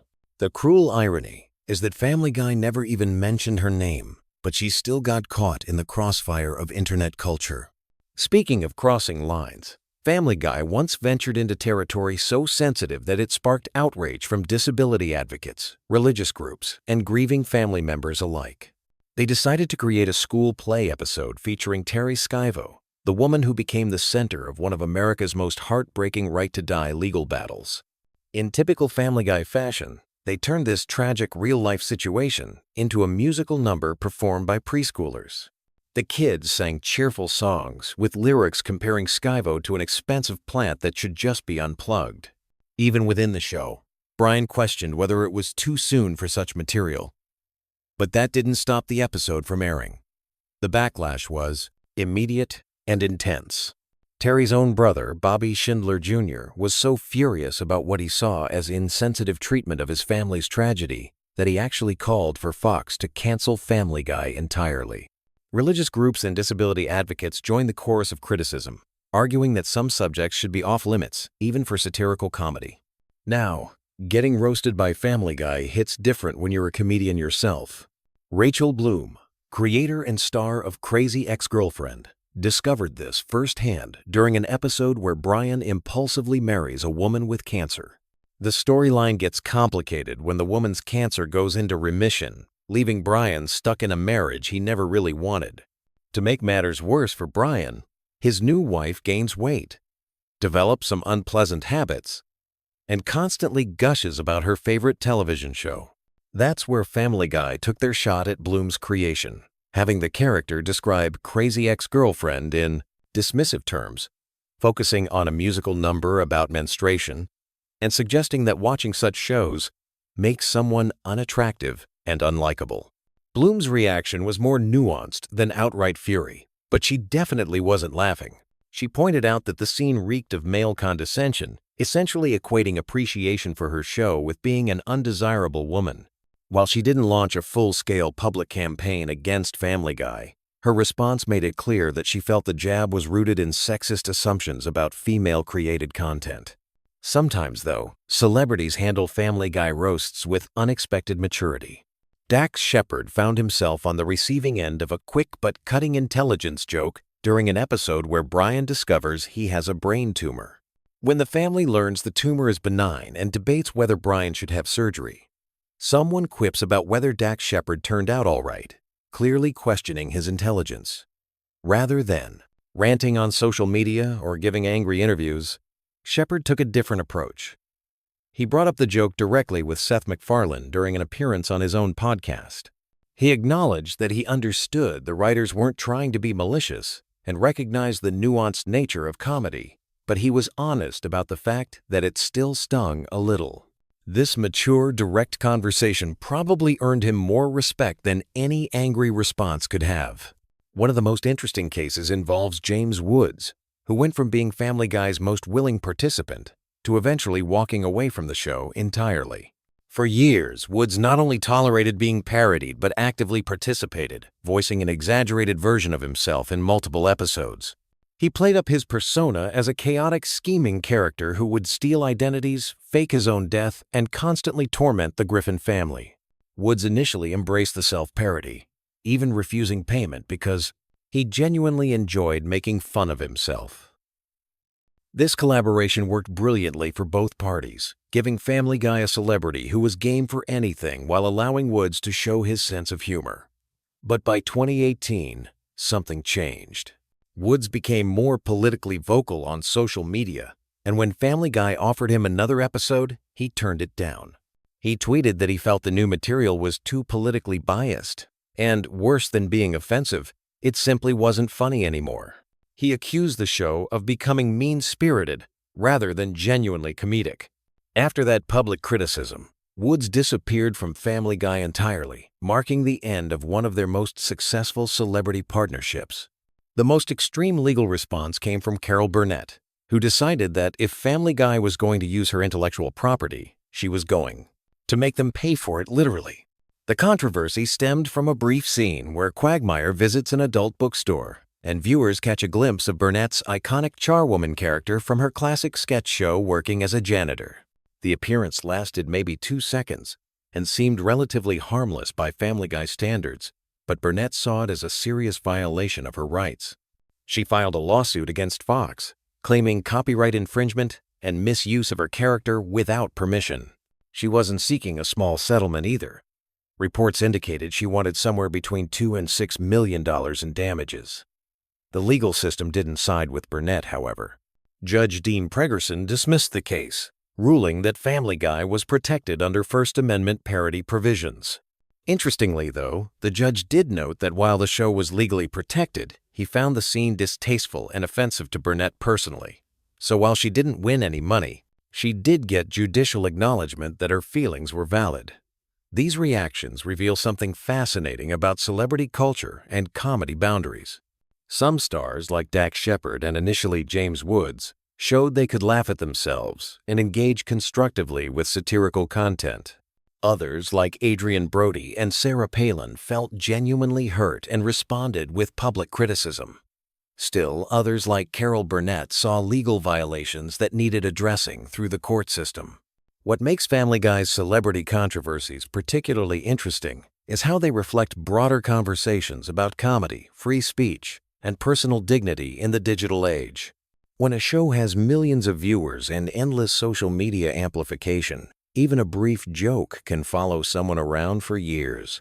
The internet's ability to turn a 2-second gag into a viral meme, as happened with Chloe Grace Moretz, demonstrates how modern comedy can have unintended consequences. The show's approach to sensitive topics like disability, terminal illness, and personal tragedy also raises questions about whether any subject should be off-limits for satirical treatment. The Terry Schiavo episode particularly highlighted this tension, with critics arguing that some real-life situations are too painful and recent for comedic treatment, while others defend the right to satirize any public figure or event. From a psychological perspective, these celebrity reactions also reveal how public figures cope with being reduced to punchlines. Adrien Brody's continued resentment suggests that some people never fully recover from being mocked on such a large scale, especially when the jokes focus on physical characteristics they cannot change. Sarah Palin's fierce defense of her family shows how comedy can become deeply personal when it touches on sensitive family matters. The gender dynamics in some of these controversies are also worth examining. Rachel Bloom's observation about male condescension in comedy writing reflects broader conversations about how female creators and their work get treated in predominantly male-dominated comedy spaces. Her measured but critical response showed how women in entertainment often have to balance standing up for themselves while avoiding being labeled as humorless or overly sensitive. James Woods' evolution from enthusiastic participant to critic illustrates how political polarization can affect entertainment relationships. His willingness to mock himself disappeared when he felt the show's political perspective diverged too far from his own beliefs, suggesting that even self-deprecating humor has limits when it conflicts with personal values. The legal aspects, particularly Carol Burnett's lawsuit, highlight the complex intersection between parody rights and intellectual property protection. While courts generally protect satirical content under free speech provisions, celebrities still have legitimate concerns about how their likenesses and creations get used without permission, especially in commercial contexts. These stories also demonstrate the power dynamics between individual celebrities and large entertainment corporations. When Family Guy makes a joke, it has the backing of major networks and widespread distribution, while individual celebrities often have limited recourse beyond public statements or legal action. This imbalance can make satirical attacks feel particularly unfair to those being targeted. The Internet's role in amplifying these controversies cannot be overlooked. Social media platforms allow both celebrities to respond directly to perceived slights and fans to create additional content that extends the original jokes in unexpected directions. Chloe Grace Moretz's experience shows how online communities can take a television gag and transform it into something more personally damaging than the original creators intended. Looking at the long-term impact of these controversies, it's clear that some celebrities never fully recover their relationship with Family Guy or its fan base. Adrien Brody's continued resentment years later suggests that animated mockery can create lasting professional and personal damage. Other celebrities like Dax Shepard seem to have moved on more successfully by addressing the situation directly and maturely. The varying reactions also reflect different approaches to celebrity image management in the digital age. Some stars try to ignore satirical attacks, hoping they'll fade away naturally. Others engage directly, either through humor or criticism. Still others pursue legal remedies when they feel their rights have been violated. None of these approaches seems universally successful, suggesting that there's no perfect way to handle being satirized by popular media. These celebrity feuds with Family Guy ultimately reveal the complex relationship between comedy, fame, and personal dignity in contemporary entertainment. While satirical shows claim the right to mock public figures, those figures retain the right to respond, criticize, and seek legal remedies when they feel boundaries have been crossed. The ongoing debates about these controversies suggest that society is still figuring out the appropriate balance between comedic freedom and personal respect. As entertainment becomes more personalized and social media makes everyone more accessible, these questions will likely become even more complicated. Whether you think these celebrities were justified in their reactions or believe they should have just laughed it off, one thing is clear. Family Guy's willingness to target anyone and everyone has created a fascinating collection of bruised egos and public feuds that continues to spark conversation about the limits and responsibilities of satirical comedy. Want to dive deeper into Family Guy controversies and see why so many people are calling for the show to be canceled entirely? Check out our next video exploring the growing backlash against the series and whether all this controversy is finally catching up with Seth MacFarlane's creation. Think you know everything about your favorite fictional families? Tonight, I'm about to shatter everything you thought you knew about the characters we grew up watching. What if I told you that beneath the laughs and heartwarming moments, these beloved family shows have been hiding some seriously dark psychological truths? Get ready, because we're diving deep into the twisted minds of television's most iconic families, and trust me, you'll never look at them the same way again. Welcome back to another mind-bending exploration, where we peel back the layers of pop culture to reveal the uncomfortable realities lurking beneath the surface. I'm your host, and today we're embarking on a journey that will fundamentally change how you view family dynamics on screen. We're not just talking about quirky character traits or funny running gags here. We're exposing genuine psychological disorders, toxic behaviors, and dysfunctional patterns that would make any therapist's notebook overflow with red flags. Have you ever wondered why certain family sitcoms feel so uncomfortably familiar? Why we laugh at situations that, in real life, would have us calling social services? That's because these shows, intentionally or not, mirror the darkest aspects of human psychology wrapped in a comedic package. Tonight, we are unwrapping that package and examining what's really inside. Let's start with something that might shock you about animated families. You know those characters we quote daily and consider harmless entertainment? Well, they're actually perfect case studies for some of the most destructive personality traits known to psychology. Take the concept of narcissistic behavior patterns, for instance. We see characters who consistently put their own desires above family welfare, manipulate situations to benefit themselves, and show zero empathy for others' suffering. Consider how often we witness parents in these shows making decisions that directly harm their children's emotional development.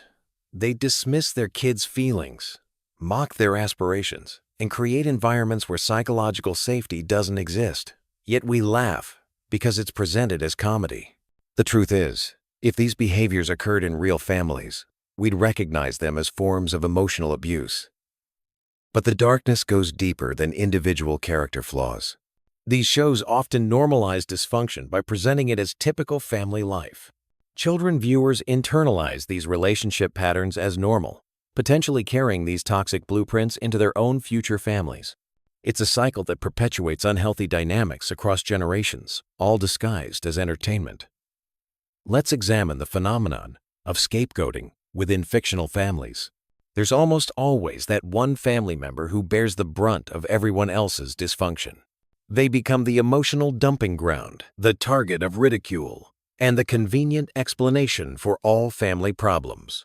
This character serves as the family's pressure valve, allowing other members to avoid confronting their own issues by projecting everything onto this unfortunate soul. What's particularly disturbing is how these scapegoated characters are often portrayed as deserving their treatment. The show's narrative subtly suggests that their suffering is justified, teaching audiences that certain people are acceptable targets for cruelty. This psychological manipulation is incredibly sophisticated and deeply harmful, especially when absorbed by impressionable viewers. Moving on to another dark pattern, we see frequent examples of emotional manipulation disguised as parental love. Characters use guilt, shame, and conditional affection to control family members' behavior. They withdraw love as punishment and offer it as reward, creating anxious attachment patterns that would haunt real children for life. The scary part is how these manipulation tactics are often presented as caring parental behavior. Financial dynamics in these fictional families also reveal disturbing truths about power and control. Money becomes a weapon used to maintain dominance hierarchies within the family unit. Characters leverage financial dependency to strip away others' autonomy, creating situations where family members must choose between self-respect and survival. This economic abuse rarely gets labeled as such within the show's context, but it's a form of domestic violence nonetheless. Then there's the normalization of substance abuse as a coping mechanism for family stress. Characters regularly turn to alcohol or other substances to deal with their dysfunctional relationships, and this behavior is consistently portrayed as acceptable or even admirable. The message sent is that chemical numbing is preferable to addressing underlying problems, a philosophy that has destroyed countless real families. The violence, both physical and emotional, that permeates these shows is staggering when you really analyze it. Characters assault each other, destroy property in fits of rage, and engage in psychological warfare that would traumatize actual family members. Yet because it's animated or comedic, we're conditioned to view this violence as harmless fun rather than recognizing it as abusive behavior that mirrors real-world domestic violence patterns. What about the complete absence of healthy conflict resolution in these families? Disagreements escalate to explosive confrontations, problems get swept under the rug rather than addressed, and family members hold grudges that span entire seasons. There's never any genuine communication, compromise, or emotional growth. Instead, conflicts either explode into chaos or get ignored until they fester into something worse. The gender dynamics in these shows often perpetuate harmful stereotypes that reinforce toxic relationship patterns. Male characters are frequently portrayed as bumbling, emotionally unavailable, and incapable of basic actions. Adulting skills. Female characters often become long-suffering martyrs who enable bad behavior while sacrificing their own needs. These portrayals normalize codependency and emotional labor imbalances that plague real relationships. Let's talk about the children in these fictional families, because their treatment is perhaps the most disturbing aspect of all. They're often parentified, forced to take on adult responsibilities while their actual parents remain childlike. They become emotional caretakers for dysfunctional adults, a role reversal that stunts their development and robs them of childhood innocence. The shows present this as maturity or responsibility, but it's actually a form of childhood emotional abuse. The sibling dynamics portrayed are equally problematic, characterized by intense competition, jealousy, and cruelty. Siblings are pitted against each other for parental attention and approval, creating lifelong rivalries rather than supportive bonds. The message conveyed is that family members are competitors rather than allies, fostering an environment where trust and cooperation become impossible.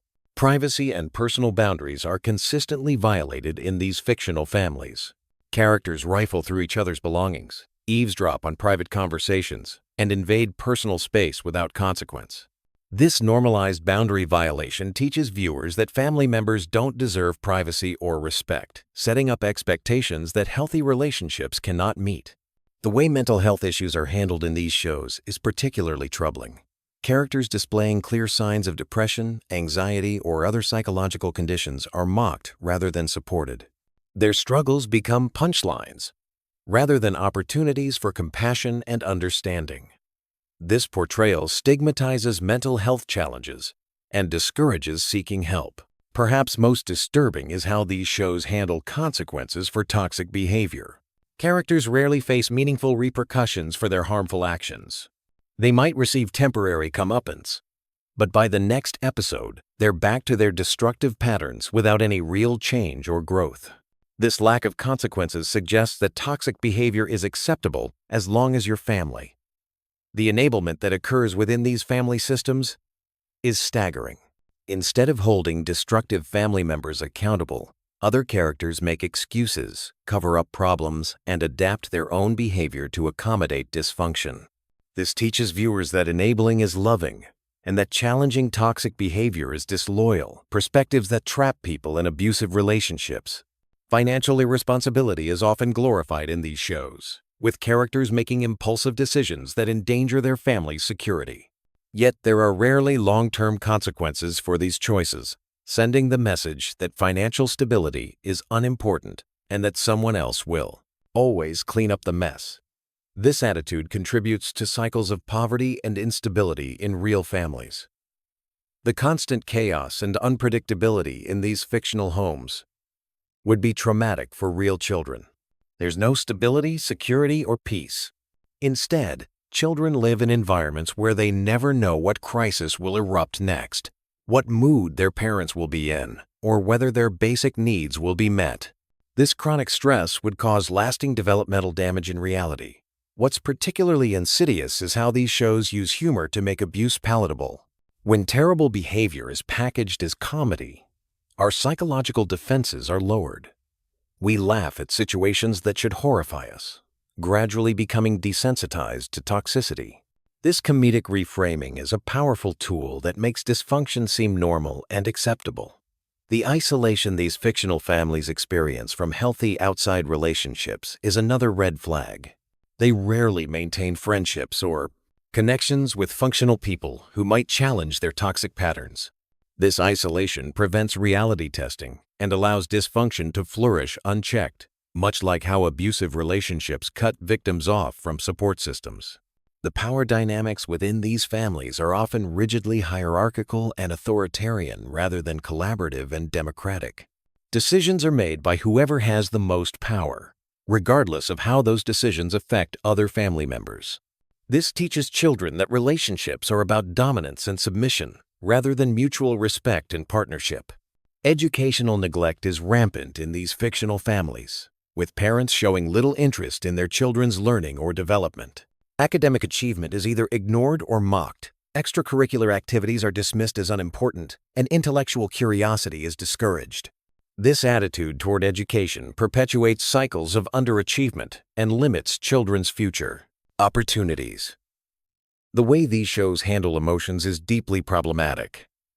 Genuine feelings are ridiculed, emotional expression is punished, and vulnerability is treated as weakness. Family members learn to suppress their authentic selves to survive, creating fake personas while their true needs go unmet. This emotional suppression leads to profound psychological damage over time. Perhaps most tragically, these fictional families never model what healthy relationships actually look like. Viewers, especially children, don't see examples of mutual respect, effective communication, genuine affection, or supportive problem solving. Without these positive models, they lack blueprints for creating healthier relationships in their own lives. The normalization of chaos as family life is perhaps the most damaging message these shows convey. They suggest that dysfunction is inevitable, that all families are messed up, and that toxic behavior is just part of human nature. This fatalistic view prevents people from recognizing that healthy families do exist and that change is possible with effort and commitment. As we wrap up this disturbing journey through the psychology of fictional families, I want you to consider how these portrayals might have influenced your own expectations about family life. Have you normalized behaviors in your own relationships that you wouldn't accept from strangers? Have you laughed off red flags that deserved serious attention? Have you repeated patterns you learned from these shows without questioning their healthiness? The power of media to shape our understanding of normal is immense, and these family shows wield that power irresponsibly. They present dysfunction as entertainment, while failing to acknowledge the real pain such behaviors cause in actual families. By recognizing these patterns, we can begin to break free from toxic blueprints and create healthier relationships. Remember, just because something is common doesn't make it healthy. And just because something makes us laugh doesn't mean it's harmless. Real families deserve better than the chaos and cruelty we've been taught to accept as normal. You deserve better. Your future family deserves better. If this analysis has opened your eyes to patterns in your own life, consider seeking support from mental health professionals who can help you develop healthier relationship skills. Remember that recognizing dysfunction is the first step toward healing, and that breaking cycles of toxicity is one of the most loving things you can do for yourself and future generations. What did you think of this deep dive into the dark psychology of fictional families? Did any of these patterns surprise you? Or did they confirm suspicions you already had? Share your thoughts in the comments below. And don't forget to subscribe for more content that challenges the narratives we've been fed. Until next time, stay curious, stay critical, and most importantly, stay committed to creating healthier relationships than the ones we see on screen. What if I told you that behind the perfect housewife facade lies one of television's most twisted characters? The woman you think you know as the voice of reason in the Griffin household has actually murdered multiple people, cheated on her husband at least 12 times, and may have given birth to a child who isn't even his. This is the untold story of Lois Griffin, and trust me, it's darker than you ever imagined. Most people see Lois as the long-suffering wife who somehow tolerates Peter's antics while keeping their chaotic family together. But that's exactly what she wants you to think. The reality is that Lois Griffin has one of the most disturbing character arcs in animated television, filled with secrets that would make even the most hardened criminal blush. From her privileged upbringing to her descent into madness, every chapter of her life reveals new layers of dysfunction that will completely change how you see this seemingly innocent character. Let me take you back to where it all began. Lois wasn't always a Griffin. She was born Lois Pewterschmidt into one of the most powerful and dysfunctional families on the East Coast. Picture this, a sprawling mansion in Newport, Rhode Island, where money flowed like water, but emotional warmth was as rare as honest politicians. Her father, Carter Pewterschmidt, built an empire on ruthless business practices, while her mother, Babs, played the role of the perfect trophy wife, both too busy with their own ambitions to give their children the love they desperately needed. But here's where the story takes its first dark turn. Lois had a brother named Patrick, and this family secret will haunt you. As a young child, Patrick witnessed something so traumatic involving his mother that it broke his mind completely.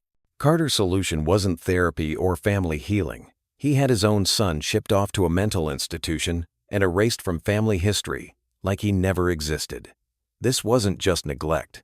This was calculated, emotional brutality that would set the tone for how this family handled problems, make them disappear. Growing up in this environment, Lois and her sister Carol developed completely different survival mechanisms. Carol became desperate for male attention, rushing into relationship after relationship, collecting divorces like trophies. By the time we meet her, she's been married and divorced 8 times. Each failed relationship a symptom of the emotional void their parents created. But Lois chose a different path.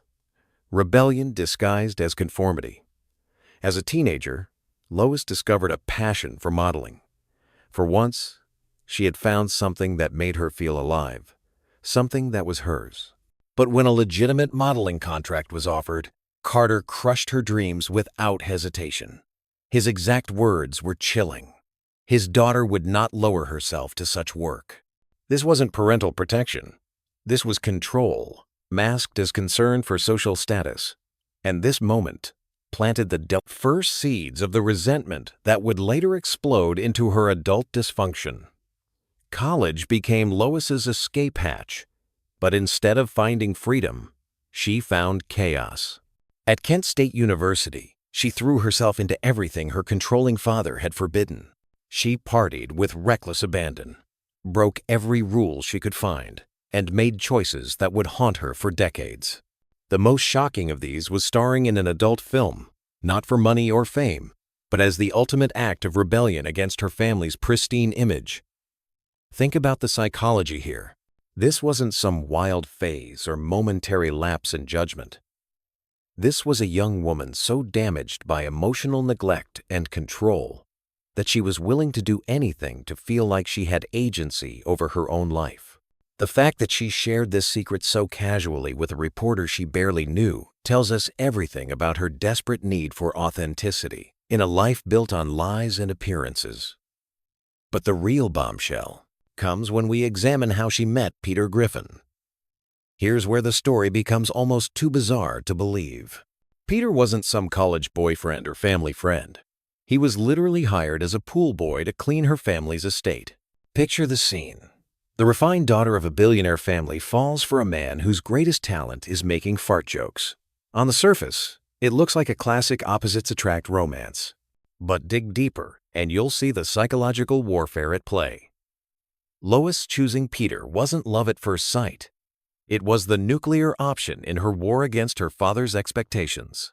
Carter had controlled every aspect of her life, from her career choices to her social circle. So she chose the one person guaranteed to horrify him, a working-class man with zero social graces and fewer brain cells. This wasn't romance. This was revenge, with wedding vows. When Carter discovered their relationship, his reaction was swift and brutal. He had Peter knocked, unconscious and dumped in the middle of the ocean like some kind of mob hit. But Peter survived, and here's where things get interesting. Carter then offered Peter $1 million to walk away forever. Peter's response reveals something crucial about their dynamic. He turned down the money, claiming Lois was worth more to him than cash. But his exact words were telling. He said she was worthless to him, which is why he loved her. This wasn't the romantic declaration it appeared to be. This was two damaged people finding each other through mutual dysfunction. Peter saw in Lois someone who wouldn't judge his failures because she was running from her own. Lois saw in Peter the ultimate weapon against her family's suffocating expectations. Their love story wasn't built on compatibility or shared values. It was built on shared rebellion against the lives they were supposed to live. The cracks in this foundation became obvious almost immediately. When they tried to start fresh, after college, they broke up. Lois got engaged to Tom Tucker, a much more logical choice that her family approved of. But Peter couldn't let go, not because of love, but because losing Lois meant losing his identity as the rebel who stole the rich girl. So he crashed her wedding in a desperate last-ditch effort to reclaim what he saw as his greatest achievement. What happened next reveals the true toxicity of their relationship. Lois was already pregnant with Meg when they eloped, which means their entire marriage was built on necessity rather than choice. She literally couldn't back out even if she wanted to. This detail reframes their entire relationship. Every fight, every moment of dysfunction, every terrible decision can be traced back to this moment when two people trapped themselves in a marriage neither really wanted. Parenthood didn't fix their problems. It amplified them exponentially. Their first instinct as new parents was to abandon Meg at a fire station. When that failed, they took her home to Spooner Street, but the damage was already done.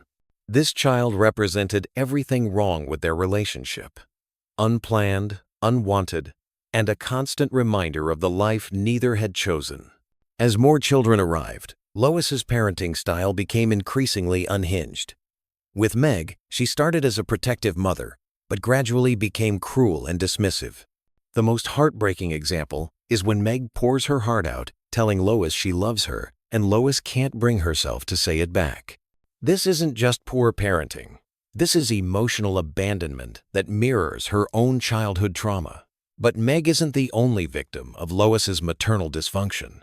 She's physically abused Stewie, getting so desperate for pills that she dunked his head in a toilet to retrieve one that fell in. She ran over him with her car and immediately tried to cover it up, rather than face the consequences. These aren't accidents or momentary lapses. They're patterns of behavior that reveals someone completely detached from normal parental instincts. Even with Chris, supposedly her favorite, she's done things that cross every line of appropriate motherly behavior.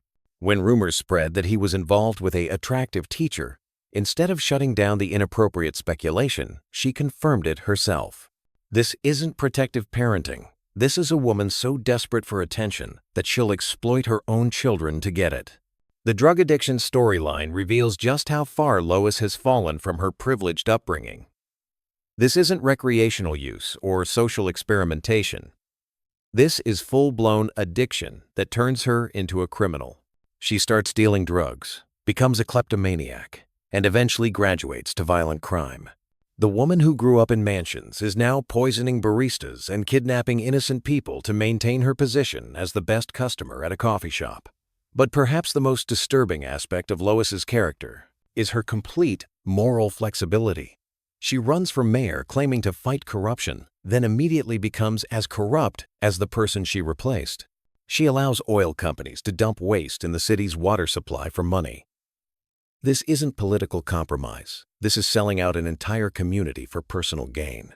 Her relationship with violence is equally troubling. She's admitted to killing multiple people, including a waitress on their honeymoon as part of some sick game with Peter. She traumatized Chris by revealing she'd killed someone with her car, then casually mentioned that all mothers have killed someone, as if murder was just another household chore.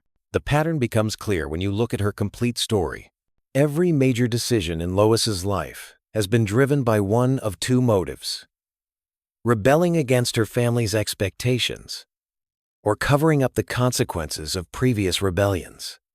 She chose Peter to spite her father. She had children because she was trapped. She became addicted to drugs to cope with her choices.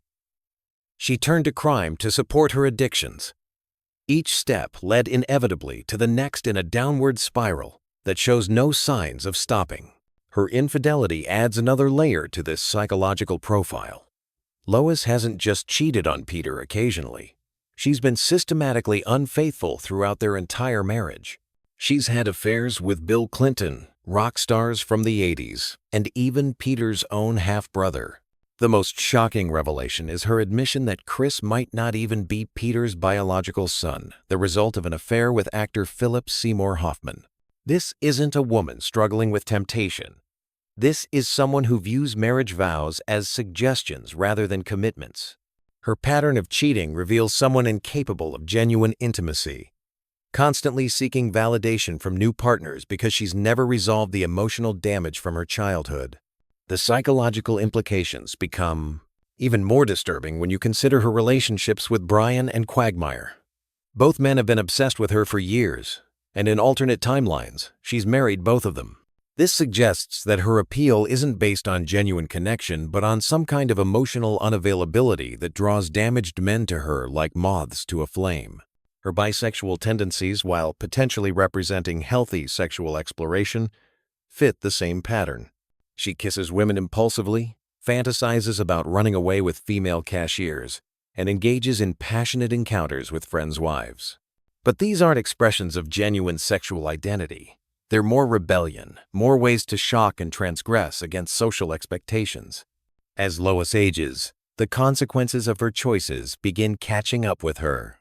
By her 50th birthday, doctors are warning she might not survive much longer due to the physical toll of her lifestyle and the violence she's experienced. Stewie planted a time bomb in her uterus as an infant, and Chris nearly killed her during childbirth. These details aren't just dark humor. They're metaphors for how her own children have become weapons turned against her, the inevitable result of her toxic parenting. The future episodes show Lois and Peter still together in their retirement home. But this isn't a happy ending. It's two people too damaged and codependent to separate, even when they probably should.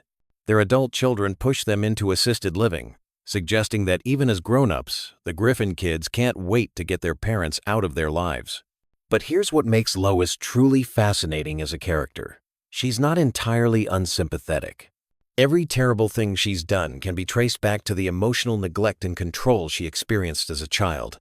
Her father crushed her dreams and treated her like a possession. Her mother was absent and cold. Her brother was literally erased from family history when he became inconvenient. Is it any wonder she grew up incapable of healthy relationships or appropriate boundaries? The tragedy of Lois Griffin isn't that she became a terrible person. It's that she never had a real chance to become anything else. Every relationship in her life has been transactional or manipulative. She learned early that love comes with conditions and that people will abandon you if you become inconvenient. So she became someone who abandons others first, who cheats before being cheated on, who hurts before being hurt. Her criminal behavior isn't random chaos. It's the logical endpoint of a life spent learning that rules don't apply to people with money and power. Her father built an empire through ruthless business practices and made problems disappear through violence and money. Is it surprising that his daughter grew up thinking murder and corruption were just more extreme versions of normal problem solving? The drug addiction storyline reveals someone desperately trying to numb the pain of a life she never wanted. The cheating shows someone searching for connection she's never experienced. The violent outbursts demonstrate someone who learned early that force and manipulation get better results than honesty and vulnerability. Even her relationship with Peter, dysfunctional as it is, represents her attempt to break free from the toxic patterns of her childhood. She chose someone completely different from her father, someone who couldn't control or manipulate her through money or social pressure. The problem is that she chose someone equally damaged, someone whose emotional instability matched her own. The most disturbing aspect of Lois's story is how it reflects real-world patterns of generational trauma. Children who grow up in emotionally abusive environments often struggle to form healthy relationships as adults. They may seek out partners who replicate familiar patterns of dysfunction because chaos feels like home. They may become abusive parents themselves, not out of malice, but because they never learned healthy parenting models. Lois's story is a masterclass in how privilege can't protect children from emotional damage. All the money in the world couldn't give her what she really needed. Parents who loved her unconditionally and supported her dreams. Instead, she got parents who treated her like a business asset and a social accessory, valued only for how she reflected on their reputation. The brilliance of her character lies in how the show presents her as both victim and villain simultaneously. Yes, she's done terrible things that hurt innocent people. But understanding why she did them doesn't excuse the behavior. It explains how someone becomes capable of such actions. She's a cautionary tale about what happens when children don't receive the emotional foundation they need to become healthy adults. Her relationship with her own children reflects this cycle of dysfunction. She can't give them what she never received herself. Her inability to say "I love you" to Meg isn't just cruelty. It's the echo of parents who never said those words to her. Her physical abuse of Stewie mirrors the emotional violence she experienced growing up. But perhaps the most chilling aspect of Lois's character is how normal she appears on the surface. She's articulate, intelligent, and socially skilled when she needs to be. She can play the role of the concerned mother, the devoted wife, the responsible citizen. This ability to present a functional facade while being completely broken inside makes her more dangerous than someone whose dysfunction is obvious. The show's genius lies in slowly revealing the depths of her damage over time. Early episodes presented her as the reasonable one, the moral center of the family. But as the series progressed, each new revelation stripped away another layer of that facade until we saw the broken person underneath. This isn't character assassination.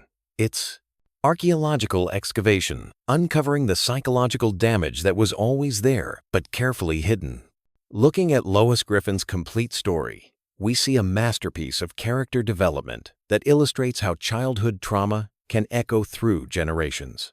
She's not just a cartoon character making bad choices for laughs. She's a complex psychological portrait of someone whose entire life has been shaped by early emotional wounds that never healed. Her story serves as a dark mirror to the American dream, showing how wealth and privilege can create their own forms of destruction. The Pewterschmidt family had everything money could buy, but nothing that actually mattered. And their daughter grew up to become living proof that you can't buy emotional health or authentic human connection. The most disturbing realization about Lois Griffin is that she's not an anomaly. She's a recognizable type. We all know people who seem to have everything together on the surface, but whose personal lives are complete disasters. We see them in positions of power, making decisions that affect others while being completely incapable of managing their own emotional lives. Lois Griffin's entire story is a cautionary tale about the price of emotional neglect and the generational transmission of trauma. She started as a victim of her parents' dysfunction and became the architect of her children's future therapy bills. Her legacy isn't the crimes she's committed or the people she's hurt. It's the cycle of damage that will likely continue through her own children unless they find ways to break free from the patterns she's established. In the end, Lois Griffin represents one of television's most complex and disturbing character studies. She's simultaneously the victim of generational trauma and the perpetrator of new trauma, a woman whose entire life has been shaped by her unsuccessful attempts to escape the emotional prison her parents built around her childhood. Understanding her story doesn't excuse her actions, but it does explain how someone becomes capable of such systematic dysfunction while maintaining the appearance of normalcy. The brilliance of her character lies not in the shocking things she does, but in how those actions reflect deeper patterns of psychological damage that make perfect sense once you understand where she came from. She's not crazy. She's the logical product of her environment, which makes her story both more tragic and more terrifying than any random acts of villainy could ever be. What if I told you that one cartoon dad has a higher body count than most movie villains? Today we're diving deep into the chaotic world of Peter Griffin and counting every single person this animated maniac has eliminated. Trust me, the numbers are absolutely insane. Most people think Peter Griffin is just a lovable goofball who makes stupid mistakes. But when you actually sit down and track his actions across hundreds of Family Guy episodes, a terrifying pattern emerges. This isn't just some clumsy dad bumbling through life. This is a walking disaster zone who leaves destruction wherever he goes. I spent weeks combing through every Family Guy episode, taking notes, rewinding scenes, and meticulously documenting each incident. What I discovered shocked me. Peter Griffin isn't just accidentally dangerous. He's legitimately one of the most prolific killers in television history. And the worst part? He never faces any real consequences. Let's start from the very beginning with Peter's first confirmed elimination. In only the second episode of the entire series, Peter runs down the Roadrunner from Looney Tunes while driving, just flattens the poor bird completely. When asked if he hit something, Peter casually dismisses it and keeps driving. That casual attitude toward taking a life, it sets the tone for everything that follows. The very next episode, things escalate dramatically. A tour bus pulls up to the Griffin house, and Peter completely loses his mind. He grabs a shotgun and opens fire on the entire vehicle. 3 people eliminated just like that. His reaction to seeing strangers at his door was immediate violence. No questions asked. No attempt at communication. Just grab a weapon and start shooting. Then there's the hospital incident that really showcases Peter's dangerous incompetence. Somehow this man was allowed to work as a doctor, which should have been a red flag for everyone involved. During what appears to be a routine procedure, Peter's negligence directly leads to a patient's death. The fact that he was even permitted near medical equipment shows a serious breakdown in the system. But Peter's killing spree really picks up steam when he temporarily takes over Death's job. With supernatural powers at his disposal, Peter becomes exponentially more dangerous. He kills 2 airline pilots mid-flight simply by touching them. Thousands of passengers could have died if not for quick thinking from another character who managed to land the plane. Peter's reaction to nearly causing a massive aviation disaster? He jokes about needing mittens. The pattern becomes clear early on. Peter has zero regard for human life and even less understanding of consequences.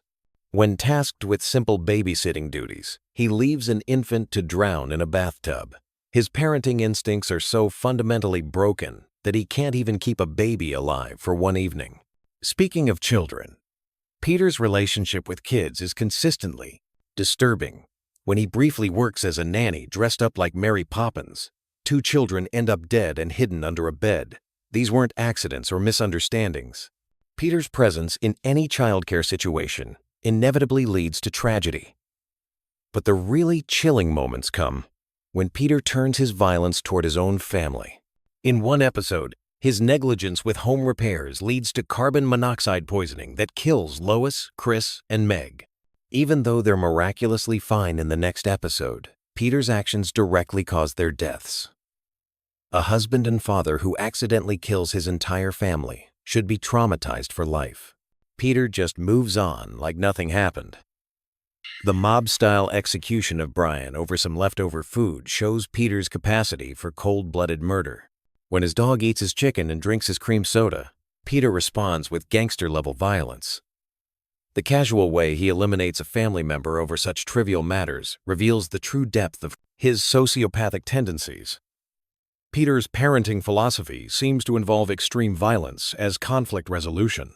When his daughter faces bullying at school, instead of speaking to teachers or parents, Peter takes matters into his own hands. The bully doesn't survive the encounter. Later, When presenting what he thinks is the bully's head to his son, Peter admits he got the wrong kid entirely. He murdered an innocent deaf child by mistake and shows no remorse whatsoever. The axe murder of Cleveland represents a turning point where Peter's violence becomes increasingly graphic and disturbing. This isn't cartoon slapstick anymore. This is genuine horror movie material. The casual way Peter wields deadly weapons against friends and neighbors shows a complete break from reality and basic human decency.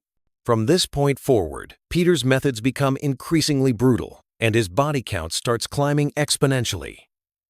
The chainsaw massacres alone account for dozens of victims.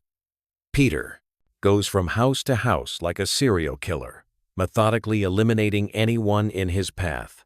The fact that he seems to enjoy this level of violence makes it even more disturbing. One of the most senseless killings involves Peter murdering a child just to steal a jet ski.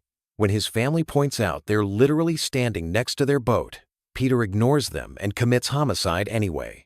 This isn't about necessity or even twisted logic. This is pure evil masked as comedy. The restaurant incident where Peter kills a woman named Erica while trying to prove his cooking skills demonstrates how his ego and incompetence create deadly combinations. Peter's need to show off constantly puts innocent people in mortal danger. Peter's involvement in sports inevitably leads to casualties. Every athletic activity he participates in somehow results in someone's death. Whether it's shot put, treasure hunting, or any other recreational activity, Peter transforms harmless fun into lethal encounters. The drunk driving incidents reveal another layer of Peter's criminal behavior. He openly admits to calculating exactly how much alcohol he can consume while still being able to drive. This premeditated approach to endangering others shows Peter knows his actions are dangerous, but simply doesn't care about the consequences. The Boston Marathon Massacre stands out as one of Peter's most heinous acts. Running down dozens of innocent runners during a major sporting event crosses the line from accidental violence into mass murder territory. The casualty count from this single incident rivals actual terrorist attacks. Peter's racism leads to deadly encounters as well. His casual bigotry creates situations where innocent people lose their lives simply for existing in Peter's presence. The anthropology store incident perfectly captures how Peter's prejudices fuel his violent tendencies. When Peter briefly becomes death incarnate, his kill count skyrockets through supernatural means. Having the literal power of life and death in Peter's hands is like giving a nuclear weapon to a toddler. The pilots who die simply from Peter's touch represent just the beginning of the carnage. The hospital bombings showcase Peter's evolution into full-scale terrorism. Destroying entire medical facilities because he disagrees with vaccines makes Peter an anti-science extremist willing to commit mass murder for his beliefs. The estimated casualty counts from these attacks reach into the hundreds. Peter's accidental involvement with actual terrorists leads to multiple explosive incidents. His friendship with a terrorist operative results in several bombings throughout the city. Even when Peter tries to do the right thing by helping authorities, he ends up triggering more explosions that kill dozens of innocent people. The Secret Society incident demonstrates Peter's capacity for large-scale destruction. Burning down an entire facility housing historical documents leads to hundreds of deaths. Peter's inability to consider consequences means every action he takes has the potential for massive collateral damage. The presidential fight with Donald Trump represents the peak of Peter's destructive potential. Their brawl triggers nuclear missile launches that devastate multiple population centers. The casualty count from this single incident reaches into the thousands. Peter literally causes acts of war through his inability to control his temper. But none of Peter's individual acts of violence compare to his ongoing feud with Ernie the Giant Chicken. This running conflict has resulted in more deaths and destruction than actual wars. Every encounter between these two characters leaves dozens of innocent bystanders dead. Their first major battle destroys multiple vehicles, causes plane crashes, and brings down entire buildings. The Ferry wheel incident alone accounts for hundreds of casualties, as the massive structure rolls through populated areas. Their fights aren't contained conflicts between two individuals. They're citywide disasters that claim enormous numbers of innocent lives. The cruise ship battle represents the most destructive single incident in their ongoing war. When their fight moves into the engine room, they lose control of a massive passenger vessel that crashes into a major city. The resulting destruction levels multiple city blocks and kills hundreds of people. This single incident qualifies as one of the worst maritime disasters in history. Their time travel battle creates paradoxes that threaten the fabric of reality itself. When Peter and Ernie use time manipulation technology to continue their fight across multiple historical periods, they create cascading effects that alter the course of human history. The scientist who created the time machine becomes an early casualty of their temporal warfare. The NASA facility destruction shows how their conflict has escalated beyond Earth itself. Their space battle crashes back to the planet and destroys an ocean oil rig, adding environmental disaster to their already impressive list of crimes against humanity. The reverse time sequence battle creates some of the most confusing and deadly encounters in their entire conflict. When everything starts happening backwards, the destruction becomes even more widespread and incomprehensible. Plane crashes, building collapses, and mass casualties all blend together in a chaotic symphony of violence. When you calculate the total casualties from just the Peter versus Ernie conflicts, the number reaches nearly 1,500 deaths. This means half of Peter's entire body count comes from a single ongoing dispute that started over an expired coupon. The fact that such trivial origins led to such massive destruction perfectly encapsulates Peter's character. The crossover episode with The Simpsons showcases Peter's ability to bring his destructive tendencies to other fictional universes. His fight with Homer Simpson levels significant portions of Springfield and adds another 100 casualties to his count. Even when visiting other shows, Peter cannot help but create mayhem and death. Throughout all of these incidents, certain patterns emerge that make Peter's behavior even more disturbing. He shows no remorse for any of his actions.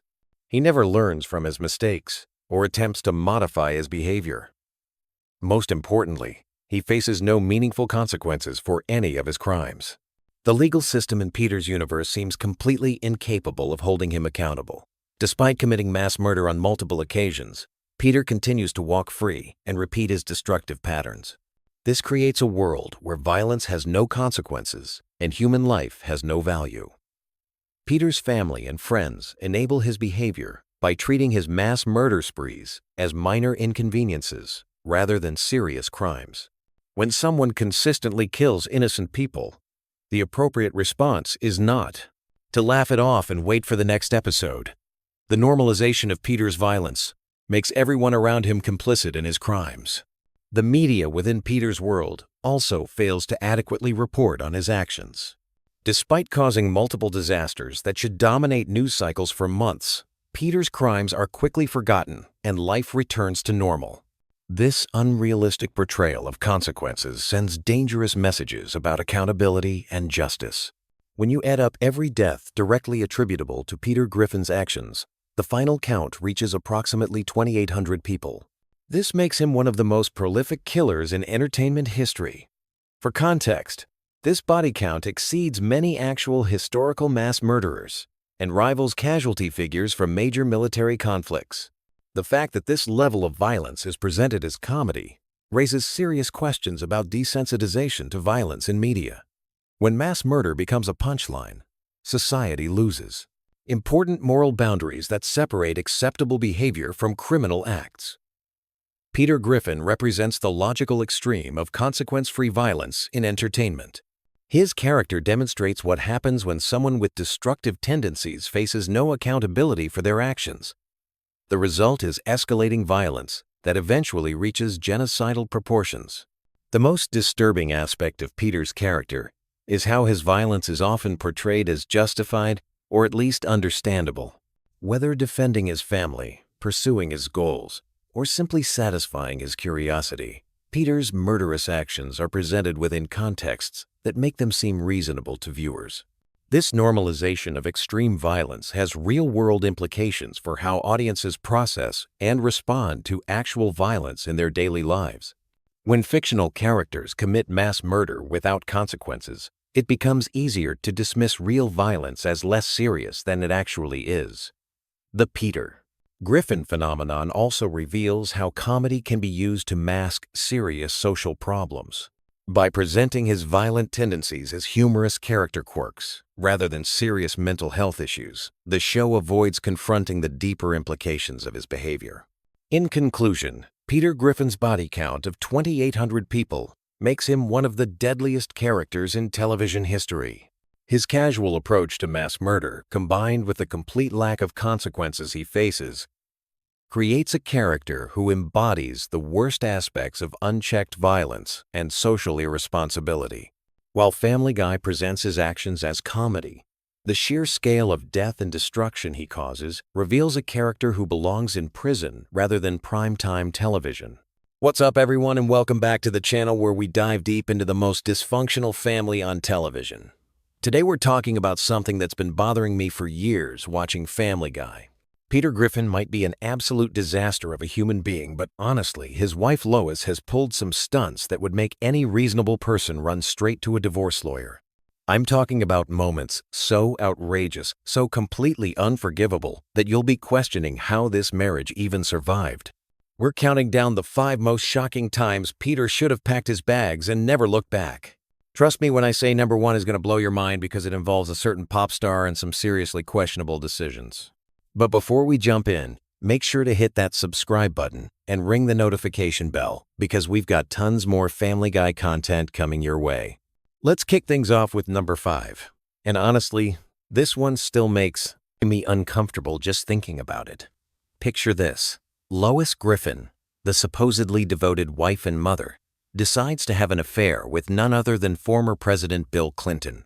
Yeah, you heard that right. The President of the United States. Now, I know Family Guy is known for its outrageous storylines, but this one crosses every possible line you can imagine. The whole mess starts when Clinton rolls into Quahog for what's supposed to be an innocent beauty contest judging gig. His presidential limo conveniently breaks down right in front of the Griffin house, and suddenly Peter finds himself starstruck by his new famous friend. At first, it seems harmless enough, just 2 guys hanging out causing minor mischief around town.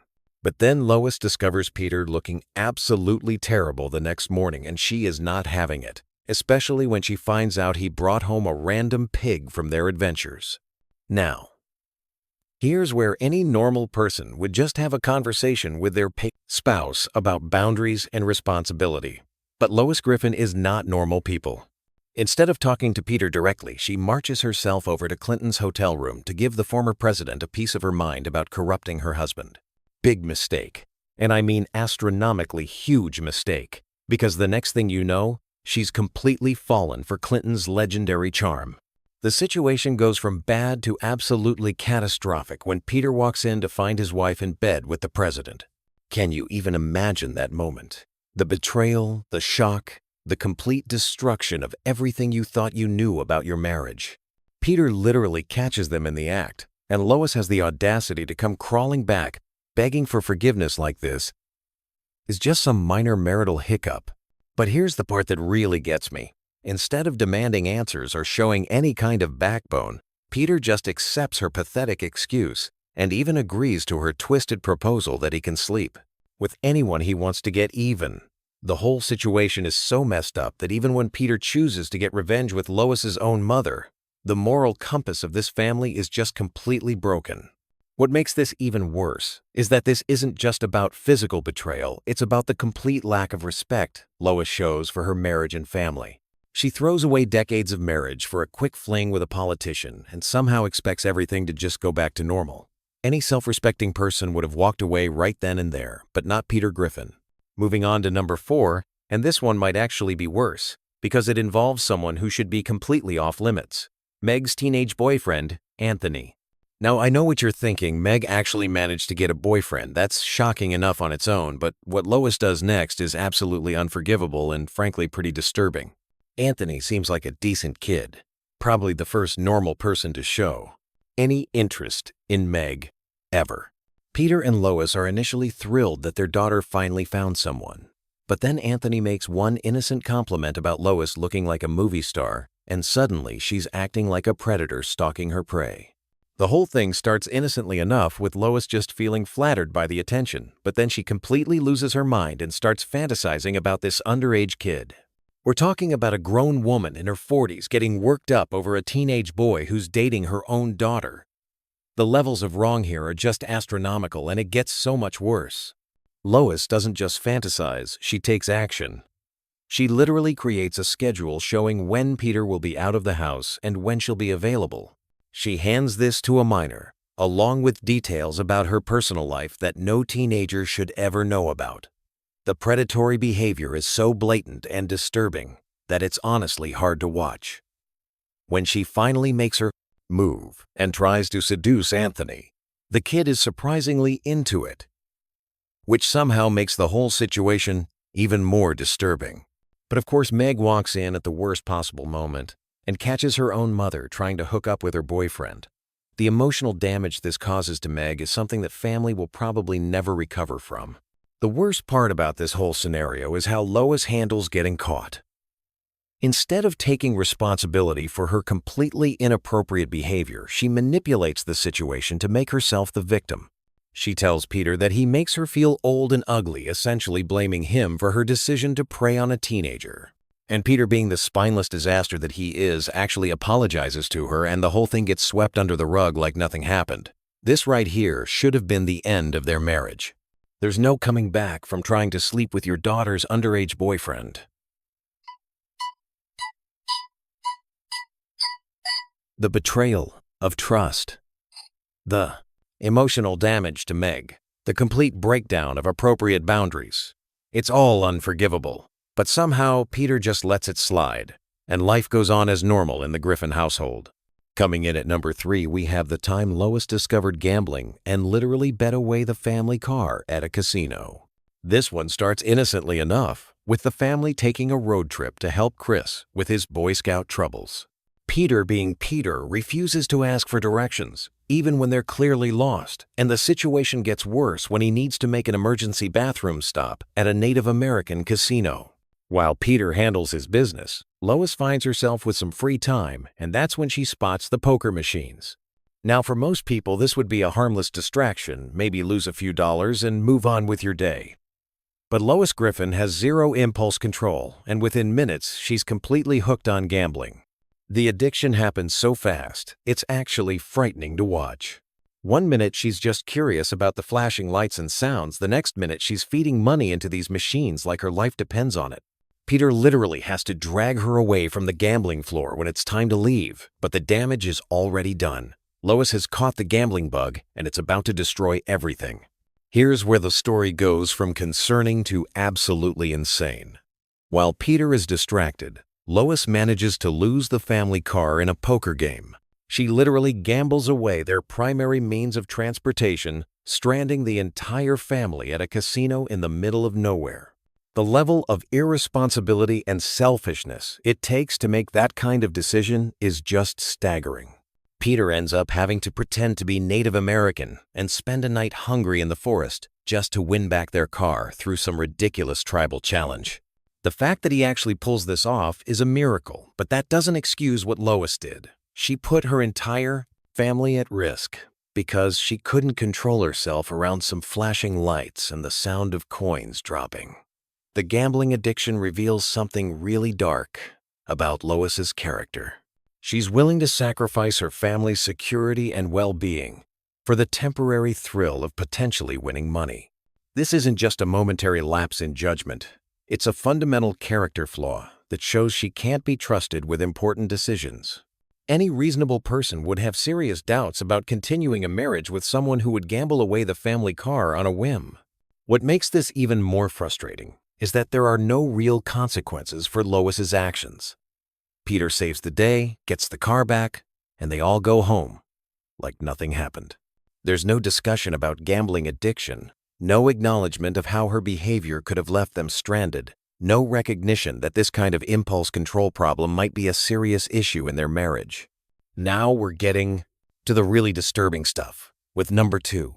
where Lois reads one book about minimalism and completely loses her mind in the most destructive way possible. This episode perfectly captures how Lois tends to take any new idea and push it to absolutely insane extremes without any regard for how it affects her family. The whole disaster starts when Lois discovers a book about decluttering and minimalism. The basic concept is pretty reasonable: getting rid of unnecessary stuff to focus on what truly brings you joy. Most people would maybe clean out a closet or donate some old clothes, but not Lois Griffin. She decides that minimalism means literally throwing away everything and everyone in her life that doesn't spark immediate happiness. The author of this minimalism book claims to have learned these revolutionary insights by meditating on a bridge in Asia, which should have been a red flag that this isn't exactly scientific advice. But Lois is so desperate to find meaning in her life that she latches onto this philosophy like it's going to solve all her problems. What starts as organizing and decluttering quickly escalates to Lois throwing away family belongings without permission. She's making unilateral decisions about what brings the family joy, completely ignoring everyone else's feelings and attachments to their possessions. The lack of consideration for her family's feelings and the authoritarian way she starts controlling everyone's lives is just incredibly toxic. But then Lois takes it to the ultimate extreme and decides that her own family doesn't bring her enough joy, so she kicks them out of the house. Peter, Chris, Meg, Brian, and Stewie all end up living in a storage unit while Lois enjoys her empty minimalist paradise. Can you imagine throwing your own children out of their home because a self-help book told you to focus on joy? This is abandonment of the highest order. The situation gets even more surreal when Lois decides that she herself is clutter and needs to be thrown away. She literally abandons her family completely, leaving behind only a vague note before disappearing entirely. Her husband and children have no idea where she is or if she's even alive. This level of selfish behavior goes way beyond any normal marital problems. It takes Lois falling into an actual garbage barge and nearly drowning in trash for her to realize that maybe throwing away your entire family wasn't the brilliant idea she thought it was. She comes back home babbling about how garbage is wonderful and everything is garbage, which doesn't exactly inspire confidence that she's learned anything meaningful from this experience. The fact that Peter just welcomes her back after she abandoned the entire family shows an incredible lack of self-respect. Lois literally threw away her marriage and her children because a book told her to focus on joy, and somehow that's just something they all move past, like it was a minor disagreement about dinner plans. Finally, we reach number 1, and this is the most disturbing example of all. Lois has a midlife crisis meltdown and ends up trying to seduce Justin Bieber, who at the time was clearly underage. This isn't just inappropriate behavior, this is straight-up predatory and potentially criminal activity.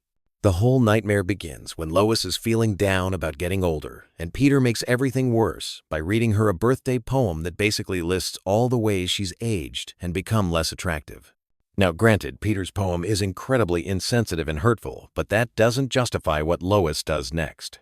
Instead of having an adult conversation about feeling unappreciated, or seeking therapy, or literally any other healthy coping mechanism, Lois decides to have a complete psychological breakdown. She starts dressing like a teenager and acting like she's in high school again, which is already embarrassing enough for a middle-aged mother.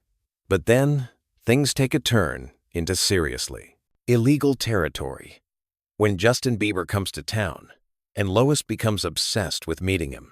She shows up at his concert acting like a screaming teenage fan, which is cringe-worthy enough when you're watching a grown woman embarrass herself on live television while her family watches in horror. The situation reaches peak disturbing when Lois actually tracks down Bieber's dressing room and tries to seduce him. She bribes a security guard, gets into his private area, and starts making advances on someone who is clearly a minor. The power dynamic here is incredibly disturbing, an adult woman using her age and experience to manipulate a teenage celebrity. When she tells this underage kid to take his pants off, that's when this crosses the line from inappropriate into potentially criminal behavior. This isn't just a midlife crisis. This is predatory behavior that would absolutely result in criminal charges if this happened in real life.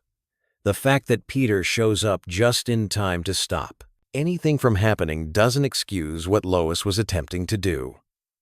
What makes this even more infuriating is how the episode handles the aftermath. Peter and Lois have a heart-to-heart conversation where they both admit to having insecurities, and suddenly everything is forgiven. There's no acknowledgement that Lois literally tried to commit a felony or that her behavior was completely unacceptable under any circumstances. This pattern of behavior throughout all these episodes shows that Lois Griffin is fundamentally selfish, manipulative, and completely unable to take responsibility for her actions.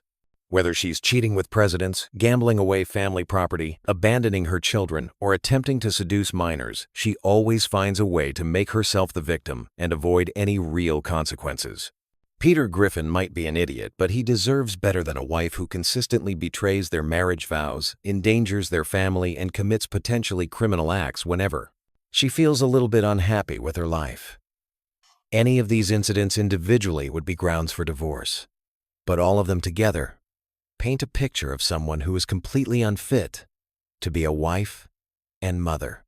The most frustrating part is that Family Guy treats all of this like it's just harmless comedy, when in reality, these behaviors would destroy any real family.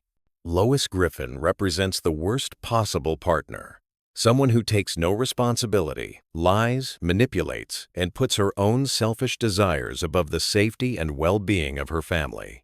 So there you have it, folks. 5 times when Peter Griffin should have absolutely divorced Lois and never looked back. From presidential affairs to attempted felonies, this woman has done things that would end any normal marriage immediately. Let me know in the comments which one of these shocked you the most, and whether you think there are any other Lois moments that deserve to be on this list. Don't forget to smash that like button if you enjoyed this deep dive into the Griffin family dysfunction, and subscribe for more Family Guy content. We've got tons more episodes to break down, and trust me, there's no shortage of material when it comes to this completely insane cartoon family. Thanks for watching, and I'll see you in the next one.